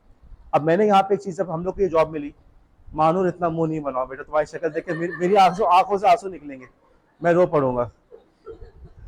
तो हमें जो है जब हम लोग ये जॉब मिली, तो जैसे हमें ये कॉलेज मिला हमें, ठीक है, ये ना नहीं करो, ऐसा नहीं करो, हमें ये कॉलेज मिला। अब इस कॉलेज में काम बहुत ज़्यादा था। हमारे साथ के दोस्त थे, उनको ऐसा कॉलेज मिला जहाँ पे मैं जब गया वहाँ पे मिलने के लिए, होता मिलने गया, आ लो तुम्हारी तरफ, चलो साथ बैठ के लस्सी पीते हैं। तो वहाँ पहुंचा तो पता चला स्टाफ रूम में लोग सोए हुए, फैकल्टी वाले वहाँ पे सोए हुए थे, ठीक है, ऐसे कॉलेजेस हैं। अब मैंने उससे कहा यार तुम चेंज करो, तुम इधर ही आ जाओ। उसने कहा तुम्हारे तरफ तो इतना काम है यार, तुम लोग के पास तो कॉल उठाने का टाइम नहीं होता, तुम ये भी कर रहे हो तो वो भी कर रहे हो, तो तुम्हारे कॉलेज में आके फंसना नहीं है। वक्त गुजर गया, तकरीबन 2-2.5 साल गुजर चुके हैं। अब मैं अपने आप को उससे कंपेयर कर रहा हूँ। अभी हम लोग मिले थे, सर शर्जील वगैरह, हम लोग सब मिले थे एक दूसरे से। मैंने कंपेयर किया यार, होता ना वही वाली बात, किया हर शख्स से कुछ सीखने की कोशिश करो, कौन कैसे बैठा हुआ है, कौन किस तरह से बात कर रहा है। तो मैंने भी ऑब्जर्व किया यार, मुझे अपनी उनकी पर्सनैलिटी में बहुत फर्क नजर आया। अब मैंने देखा, कभी हुआ कि मैं गाड़ी लेकर पहुंच गया, चलो यार मैं तुम्हें ड्रॉप कर देता हूँ, वहाँ पे और भी दोस्त बैठे हैं, उनसे मुलाकात हो जाएगी। तो पता है वो कॉलेज कैसे जा रहे हैं? चप्पल पहन के। मतलब एक ड्रेसिंग का सेंस ही खत्म हो गया। जब वहाँ कॉलेज में बच्चे नहीं आ रहे, पढ़ाना नहीं है, तो आपकी ड्रेसिंग का सेंस ही खत्म हो गया, बात करने का तरीका खत्म हो गया। काम हम बातें कर रहे हैं, ये चीज़ होगी, हम फ्यूचर में यूँ कर सकते हैं, हम यूँ डिज़ाइन करेंगे, हम ये चीज़ लेकर आएंगे। वो क्या बात कर रहे हैं? बस वही बात, यार वो अभी तनख्वाह आ गई है, या वो मेरे फाइनेंशियल इशूज़ चल रहे हैं, वो ये मसला हो गया, यूँ मसला हो गया। और मैं उनको पता नहीं कब से मशवरा दे रहा हूँ, तुम ये वाला बिजनेस करो, तुम यूँ करो, वो नहीं कर पाए। अब वो होता है क्या, सुबह 10-11 बजे सो के उठते हैं, कॉलेज जा रहे हैं, वहाँ से वापस आते हैं, कभी कोई ट्यूशन मिल के पढ़ा दी। देखो हुआ क्या कि उस हम यहाँ पर आए तो उनको लगा हम बेवकूफ़ हैं, हम यहाँ पे आके इतना काम की तनख्वाह उनको भी उतनी मिली जितनी हमें मिल रही है। लेकिन उनको ये नज़र नहीं आ रहा कि यहाँ पे जब रेगुलर क्लासेस ले रहे हैं तो यहाँ बात कर करके हम पॉलिश हो रहे हैं। उसने खुद मुझसे कहा कि तला तुम्हारे अंदर ना पहले के मुकाबले बहुत फर्क नज़र आ रहा है, पहले तुम ना बिल्कुल वो गबरू से बच्चे थे, अब जो है ना तुम्हारी शख्सियत में चेंज नज़र आ रहा है। तो अब बात क्या हुई कि यार ये कैसे पैदा हुआ? यहाँ पे आके पढ़ाने से। हम रोज़ाना आ रहे हैं, पढ़ा रहे हैं। मैं अगर अपने बात को देखूँ, मेरे लेक्चर के अंदाज में बहुत फ़र्क आया है वक्त के साथ साथ, अभी भी बहुत बेहतरी की गुंजाइश है, लेकिन बहरहाल फ़र्क आ रहा है। तो काम को कैसे मैनेज करना, आपने मुझे कभी फारिग देखा कॉलेज में? पिछले सेमेस्टर में एक बच्ची थी, उसने उमामा के सामने कहा कि सर जब आप फारिग हो तो मुझे बुला लीजिएगा, और उमामा ज़ोर से हंसने लगा कि सर फारिग कहाँ पर होते, कब होते सर फारिग? बात सही है। कल मैं सर शर्जील के पास गया, सर शर्जील मुझे आपसे काम है, कितनी देर का काम है? उन्होंने मुझसे पूछा, मैं कहा सर 5 मिनट 10 मिनट चाहिए आपके। 10 मिनट में बैठ के हमने तकरीबन 4 चीज़ें थी, हमने कवर करके हम उठ गए वहाँ से। मैं उठ गया, फिर वो दूसरे काम में लग गए। अभी प्रैक्टिकम पे गए हुए, लेकिन वो यहाँ पे मैगजीन के लिए भी अभी आ रहे हैं, मैगजीन का काम भी कर रहे हैं। सर शर्जील की बात दे रहा हूँ। अब देखो ये सब चीज़ें हमने कब सीखी? जब अपने ऊपर प्रेशर डाला। अगर हम भी किसी ऐसी जगह चले जाते हैं कि जहाँ पर बैठ के स्टाफ रूम में तकिया लेके सोते रहो और तनख्वाह मिलती रही, तो फ़ायदा तो लगता, लेकिन वक्त के साथ साथ क्या होता है, हमें जंग लग जाता, शख्सियत के अंदर खामी पैदा हो जाती। तो बेटा जब तुम लोग अपने आप को इसी तरीके से अपने उस प्रेशर से गुजारोगे ना, तो खुद ब खुद तुम लोग के अंदर इंप्रूवमेंट आएगी। ऑनलाइन कोर्सेज हैं, चाहे ये आपके ये दूरबीन ये बनो काबिल वगैरह के जो कोर्सेज हैं, उसमें तुम लोग थोड़ा सा काम को स्मार्टली करना सीखो। किस काम की ज़्यादा अर्जेंसी है, किस काम की ज़्यादा प्रायोरिटी है। हर काम की प्रायोरिटी एक जैसी नहीं होती। कहाँ पर सिर्फ इतना कर देना काफ़ी है कि मैंने यार असाइनमेंट सबमिट कर दिया, और कहाँ पर उसको बेहतर तरीके से करके देना ज़रूरी है। ये सब चीज़ें तुम लोग कब सीखोगे? जब तुम उस प्रोसेस से, उस तरीके कार से गुजरोगे। मैंने जो कामों को मैनेज करने का सीखा, जो मैंने अपने एक डिज़ाइन किया। अब सोशल मीडिया टीम से कल हमारी बात हो रही थी कि आपने अपने सिस्टम को यूँ डिज़ाइन करना है। उसमें एक बच्ची ने सजेशन दी, सर यूँ करें, बहुत अच्छी सजेशन दी। लेकिन ये वो बच्ची है जो सारे काम करती रहती है, बहुत एक्टिव रहती है। तो एक्टिव है तो उसके पास आइडियाज़ भी हैं, ठीक है। इसलिए मैं कह रहा हूँ कि आप बनो काबिल वगैरह के कोर्सेज में पार्टिसिपेट करें। तो मेरे असाइनमेंट से बेटा उसका भी मकसद यही है। तो तुम लोग को बाकी तो सही बात है, मेरे असाइनमेंट बहुत सारे हैं, लेकिन तुम लोग करके रहो, तुम गिनती गिन रहे हो, 1 2 3 4 5 6 7 8 इतने सारे असाइनमेंट, तुम लोग सिर्फ ये सोच रहे हो, तुम लोग ये नहीं सोच रहे कि यार उसमें तुम लोग को सीखने को क्या मिल रहा है। कोई एक असाइनमेंट ऐसा हो, मैं हर क्लास के आखिर में फीडबैक लेता हूँ, हर सेमेस्टर के आखिर में मैं आप लोग को फीडबैक फॉर्म दूंगा, मुझे तुम कोई एक असाइनमेंट ऐसा बताना जिसका फायदा नहीं था, मैं चेंज कर दूंगा। मैंने अपने यूट्यूब चैनल में जो चेंजेस लेकर आया हूँ अपने स्टूडेंट्स की वजह से लेकर आया हूँ। जो मेरे प्रीवियस स्टूडेंट ने फीडबैक दिया था, सर उसका नाम चेंज करें, तलहा मंसूर नाम रखें, तस्वीर वगैरह लगाएं ताकि पता चले आपका चैनल हमको ढूंढने में मुश्किल होती है। सर टाइटल चेंज करें, पहले टाइटल क्या होता था लेक्चर 12 गेट, उन्होंने कहा नहीं सर इसमें डिस्क्रिप्शन वगैरह डाला करें, और भी फीडबैक आए। तो मैं अभी भी आपसे कह रहा हूँ, आप लोग मुझे फीडबैक दीजिएगा सर ये असाइनमेंट बेकार का था, मैं अगली सफा नहीं कराऊंगा, और मैं आप लोग को एडिशनल मार्क्स भी दे दूंगा उसके। जो मेरा फीडबैक होता है ना उसके भी मार्क्स देता हूँ मैं, जिसने फीडबैक अच्छा दिया होता है। अच्छे का मतलब ये नहीं कि सर आपके चेहरे पे ग्लो बहुत है, अच्छे का मतलब ये कि सर आप क्लास में ये इंप्रूवमेंट ला सकते हैं, तो मैं उसके मार्क्स देता हूँ मैं। ओके, ये मरियम से पूछ लें आप। तो इसी तरीके से ये वाली बात कि भाई ये मैं आपको जो असाइनमेंट दे रहा हूँ सारे के सारे इसीलिए दे रहा हूँ कि आप लोग के अंदर कोई इंप्रूवमेंट आए। ऑनलाइन कोर्स का मैं असाइनमेंट दिया है, उसकी वीडियो आज शाम 4 बजे जो है वो ऑनलाइन हो जाएगी, क्या उसका फायदा नहीं है? 25 दिन दिए मैंने, 25 दिन, क्योंकि कम वक्त है। अबे तुम्हारे ऊपर, अब तुम लोग आराम से बैठे रहो, आराम से बैठ के जो है पता नहीं वो उर्तगल और क्या क्या चीजें तुम लोग देखते रहो, उसको देखते रहो, और फिर आखिर में बोलो सर आपने इतना सारा काम दे दिया, गलती मेरी है तुम्हारी? हर असाइनमेंट के अंदर मैंने ज्यादा दिया। अगले जो असाइनमेंट है बेटा, एक आप लोगों ने वीडियो बनानी है। अब आप बोलो सर वीडियो बनानी है सर, ये भाई मुझे बताओ यार, आजकल कोई टीचर है जो वीडियो के बैग गुजारा है? कॉलेज में कितने ऐसे टीचर्स हैं जो ऑनलाइन यूट्यूब पे लेक्चर डाल रहे हैं, क्यों नहीं डाल पा रहे? वो उस बैकग्राउंड से आए नहीं। लेकिन तुम लोग जहाँ जाओगे तो वहाँ तो बच्चा तुमसे एक्सपेक्ट करेगा बस ये यूट्यूब पे कर दें, ऐसे है ये नहीं। तो इतना तो हो कि तुम लोग को कॉन्फिडेंस हो कि तुम लोग यूट्यूब पे क्या वीडियो वगैरह अपनी डाल सको या अपनी वीडियो रिकॉर्ड कर सको। अब तुम बोलो नहीं सर कोई मसला नहीं है, मैं तो वैसे ही हर वक्त अपनी वीडियो बनाती रहती हूँ आईने के सामने खड़े होके, लेकिन लेकिन वो अलग है, वो बनाओ, वो तुम्हारा राइट है, कोई मसला नहीं है, लेकिन वो अलग होता है, यहाँ पे अलग होता है। ये चीज़ हमने देखी, हमने पॉडकास्ट का रिकॉर्ड किया, अच्छी खाली जो कॉन्फिडेंट बच्ची थी हमारी वो घबराने लगी। ठीक है, ये चीज़ें होती हैं, तो इसलिए तुमसे वीडियो का काम करा रहा हूँ। ठीक, अगला जो एक असाइनमेंट है वो गूगल शीट का है। गूगल शीट पे काम करना जरूरी है, क्यों? क्योंकि अब जैसे मैं आपका सारा काम किस पे कर रहा हूँ, गूगल शीट पे कर रहा हूँ। अभी मैंने कॉलेज के अंदर 42 रिपोर्ट्स तैयार की हैं 16 टीचर्स की। अटेंडेंस की जो पीडीएफ जो आई थी ना वो मैंने बनाई है, 16 टीचर्स की मैंने अटेंडेंस रिपोर्ट बनाई है, और कुल जो है 42 रिपोर्ट्स बनी, मैंने बनाई, किसी और ने नहीं बनाई। क्यों? मुझे गूगल शीट इस्तेमाल करना आता था। टाइम टेबल यहाँ पे एक बंदा बनाता है, सर सफदर। क्यों? वो एक्सेल वगैरह का अच्छा इस्तेमाल करते हैं, उनके अलावा कोई नहीं करता। वरना बाकी टीचर्स क्या होता है, वो पेपर पेन लेके बैठे होते, चार्ट पे बना रहे होते, उसमें गलतियां होती हैं। अभी भी जो लोग ये पेन पेपर वाले हैं ना उनकी गलतियां होती हैं। अभी भी एक टीचर ने गलती की हुई थी, अब मैं बता नहीं सकता आपको, तो मैंने उनको इन्फॉर्म किया कि आपने ये गलती की हुई है। क्यों? वो कंप्यूटर का इस्तेमाल करना नहीं आता। अब मैं तुम लोगों को गूगल शीट पढ़ा के उसका असाइनमेंट दे रहा हूँ तो गलत कर रहा हूँ? तो बेटा इन सब चीज़ों की ज़रूरत है, और इसलिए मैं आपको दे रहा हूँ। कोई भी चीज़ तुम्हें लगकर ज्यादती हो रही है तो मुझे बताओ। मैंने कभी किसी के फीडबैक पे किसी को गलत नहीं कहा, किसी ने मेरी गलती बताई हो तो मैंने कभी ये नहीं कहा कि तुम गलत कह रही हो या तुमने जो है मुझे गलत कहा। उस दिन मुझे सनेहा ने कहा कि सर आपने फला वर्ड गलत यूज़ किया, आपको ये, मैंने वो सबके साथ अपोलोजाइज किया। तो इस तरह से मत करो तुम लोग। देखो जब तुम लोग असाइनमेंट करते हो चेक कौन करता है? चेक भी तो मैं कर रहा हूँ, तो मेरे पास काम ज़्यादा नहीं आ रहा। ये जो मैं वीडियोस वगैरह डाल रहा हूँ, पूरा असाइनमेंट डिजाइन करो कि इसमें काम ज़्यादा नहीं आ रहा, तो मेरा भी तो काम हो रहा है। तो बेटा अब ये अभी टीचर्स डे आएगा, तुम लोग मुझे बड़ा अच्छा सा टाइटल दोगे, ठीक है? कोई ना कोई अच्छा टाइटल ही दोगे, बुरा तो कोई नहीं देता। यहाँ पे ऐसे टीचर्स हैं जिन्होंने कोई क्लास नहीं ली, ऐसे भी टीचर कोई क्लास नहीं लेते, लेकिन वही का जी टीचर तो है ना, उनको टाइटल देना है। तो जिन बच्चों ने उनसे कुछ भी नहीं पढ़ा, उन्होंने भी पता नहीं कौन सा उनको एक अच्छा सा टाइटल दे दिया। टाइटल एक ऐसी चीज है जो मीनिंगलेस है। अगर आप समझते हैं कि टीचर की वैल्यू है तो वो ये नहीं है कि आप उस टीचर का कोई अच्छा सा टाइटल दे दें। उसकी वैल्यू क्या है कि आप बेटा उसकी बात पे अमल करो, कोई रिजल्ट नजर आए, दैट्स इट। बाकी टाइटल का क्या है? टाइटल तो मैं भी आप लोगों को दे सकता हूँ, बहुत सारे दे सकता हूँ, ठीक है?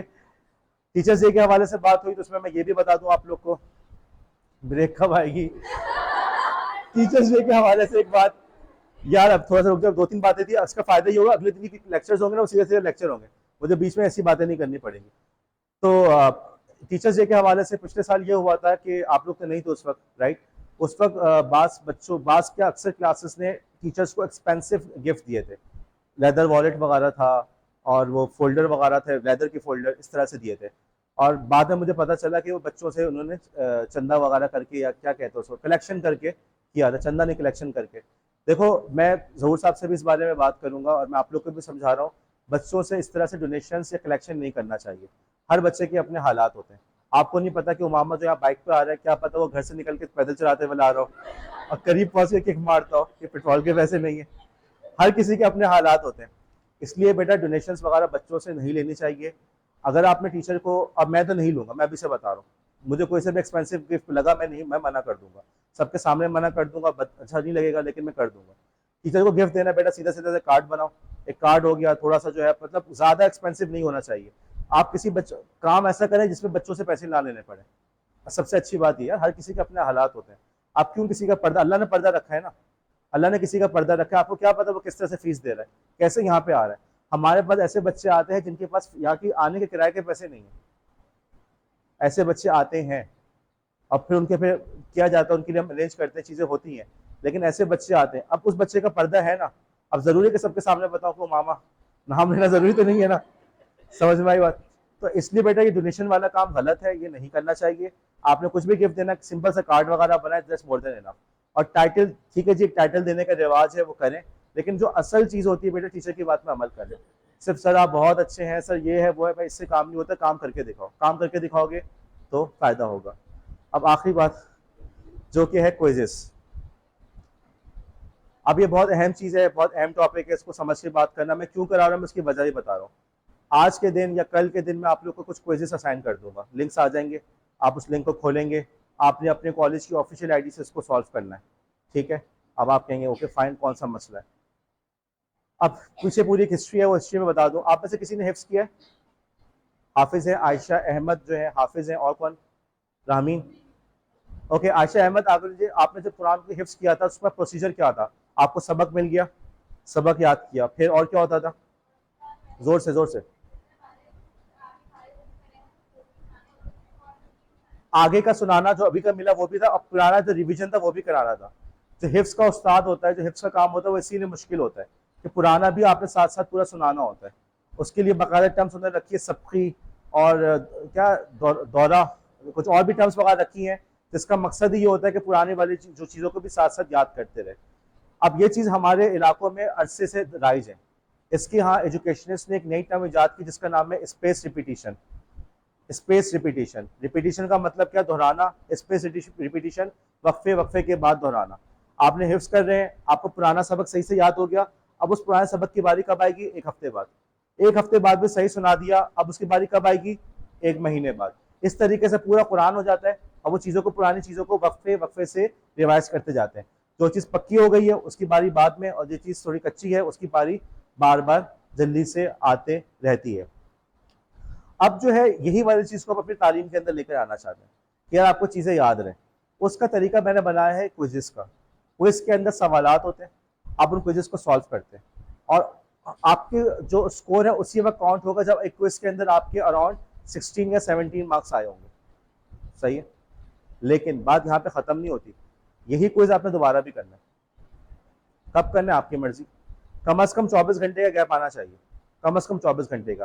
क्यों? वरना क्या होगा, बच्चे बैठेंगे यार आज जो है ना वो डेडलाइन करीब आ गई है, वो जल्दी से एक पहला क्विज, दोबारा उसी को तीसरा क्विज करके सर्व कर दिया हमने 3 दफ़ा।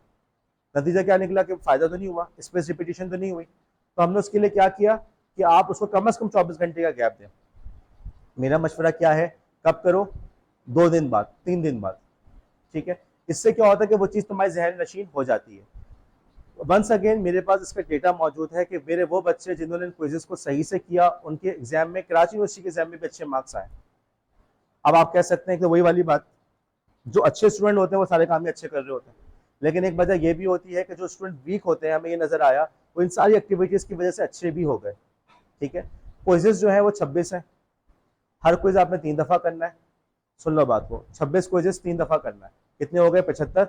हर के अंदर कम से कम 24 घंटे का गैप होना चाहिए। अब डेडलाइन इसकी क्या है? डेडलाइन क्या है? कराची यूनिवर्सिटी के इम्तिहान से पहले तक आपके पास डेडलाइन, आराम से कर लो। अब आज दे दिया, कल दे दिया, करते रहो आराम से। अब देखो मेरा मकसद यहाँ पे तुम्हें क्या सिखाना हुआ? Space repetition. एक और चीज़ होती है फ्लैश कार्ड्स, नाम सुना है? यूज़ किया है? चलो शुक्र। बास क्लासेस में ऐसा भी हो फ्लैश कार्ड तो पता ही नहीं फ्लैश कार्ड क्या है, तो भाई ये फ्लैश कार्ड वाला वर्जन है। मुझे मौका मिला, ज़िंदगी रही, तो इंशाल्लाह ताला मैं अपना इससे अच्छा सॉफ्टवेयर बना के भी दिखाऊंगा इंशाल्लाह ताला, अल्लाह से दुआ है। लेकिन अभी फिलहाल हमारे पास ये तरीका, तो फ्लैश कार्ड भी हो गया, स्पेस रिपीटिशन भी हो गया। इसके साथ साथ मैं तुम्हें एक और चीज़ भी सिखाना चाह रहा हूँ। टीचर क्लास में नहीं आ रहा, देर होगी, तुम लोग क्या करते हो? बातें करते हो। मैंने कहा था कि ग्रुप बनाओ, यहीं पे आके पढ़ाना शुरू कर दो, कोशिश करो।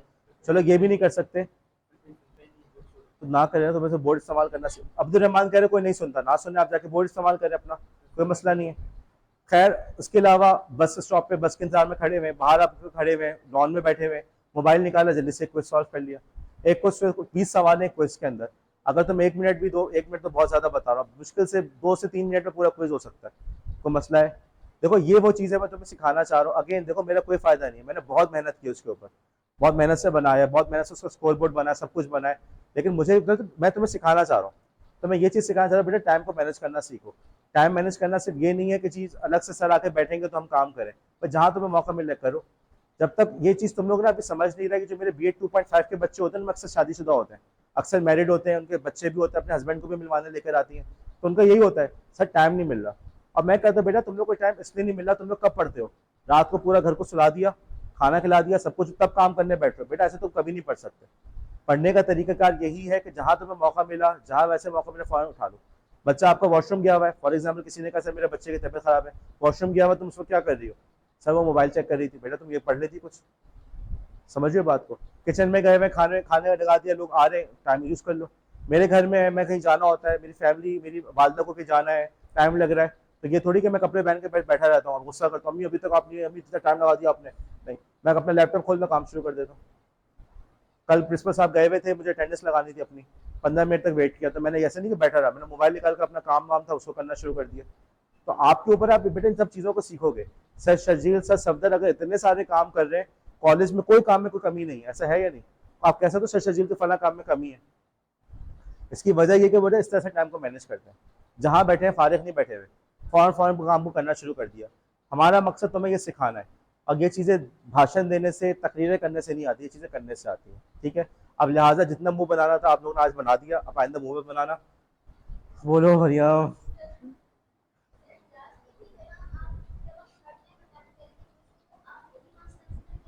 मैक्सिमम मार्क्स, अच्छा सवाल है मरियम, चूंकि एक्टिविटी कर चुकी हैं। पहली दफ़ा क्वेश्चन किया आपके आए 17 नंबर, दूसरी दफ़ा क्वेश्चन किया आपके आए 20 नंबर, तीसरी दफ़ा क्वेश्चन किया आपके मार्क्स आए 16 नंबर। तो अब कौन सा वाला मार्क्स कंसिडर किया जाएगा? मैक्सिमम वाला जो कि 20 था, ठीक है? और इसी तरीके से किसी ने कहा सर मैंने किया था, मेरा अटैम्प्ट काउंट नहीं हुआ। अटैम्प्ट इसलिए काउंट नहीं हुआ, या तो तुम्हारे 16 से कम नंबर आए थे, उसको तो हम कंसिडर नहीं करते, या ये कि तुमने उसको किया था लेकिन तुमने 24 घंटे से पहले कर लिया था, इसलिए, ठीक है? दैट्स इट, बस ये वजह होती है, ठीक है? बात का जवाब हो गया। बहरहाल ये बहुत अच्छे इनिशिएटिव्स हैं, इसको इनकरेज करना चाहिए, अप्रिशिएट करना चाहिए। अप्रिशिएट करने का तरीका यही कि उसका फ़ायदा उठाओ और मुँह ना बनाओ। ओके, अब मैं आप लोग की अटेंडेंस ले लूँ, उसके बाद फिर आप लोग की ब्रेक है।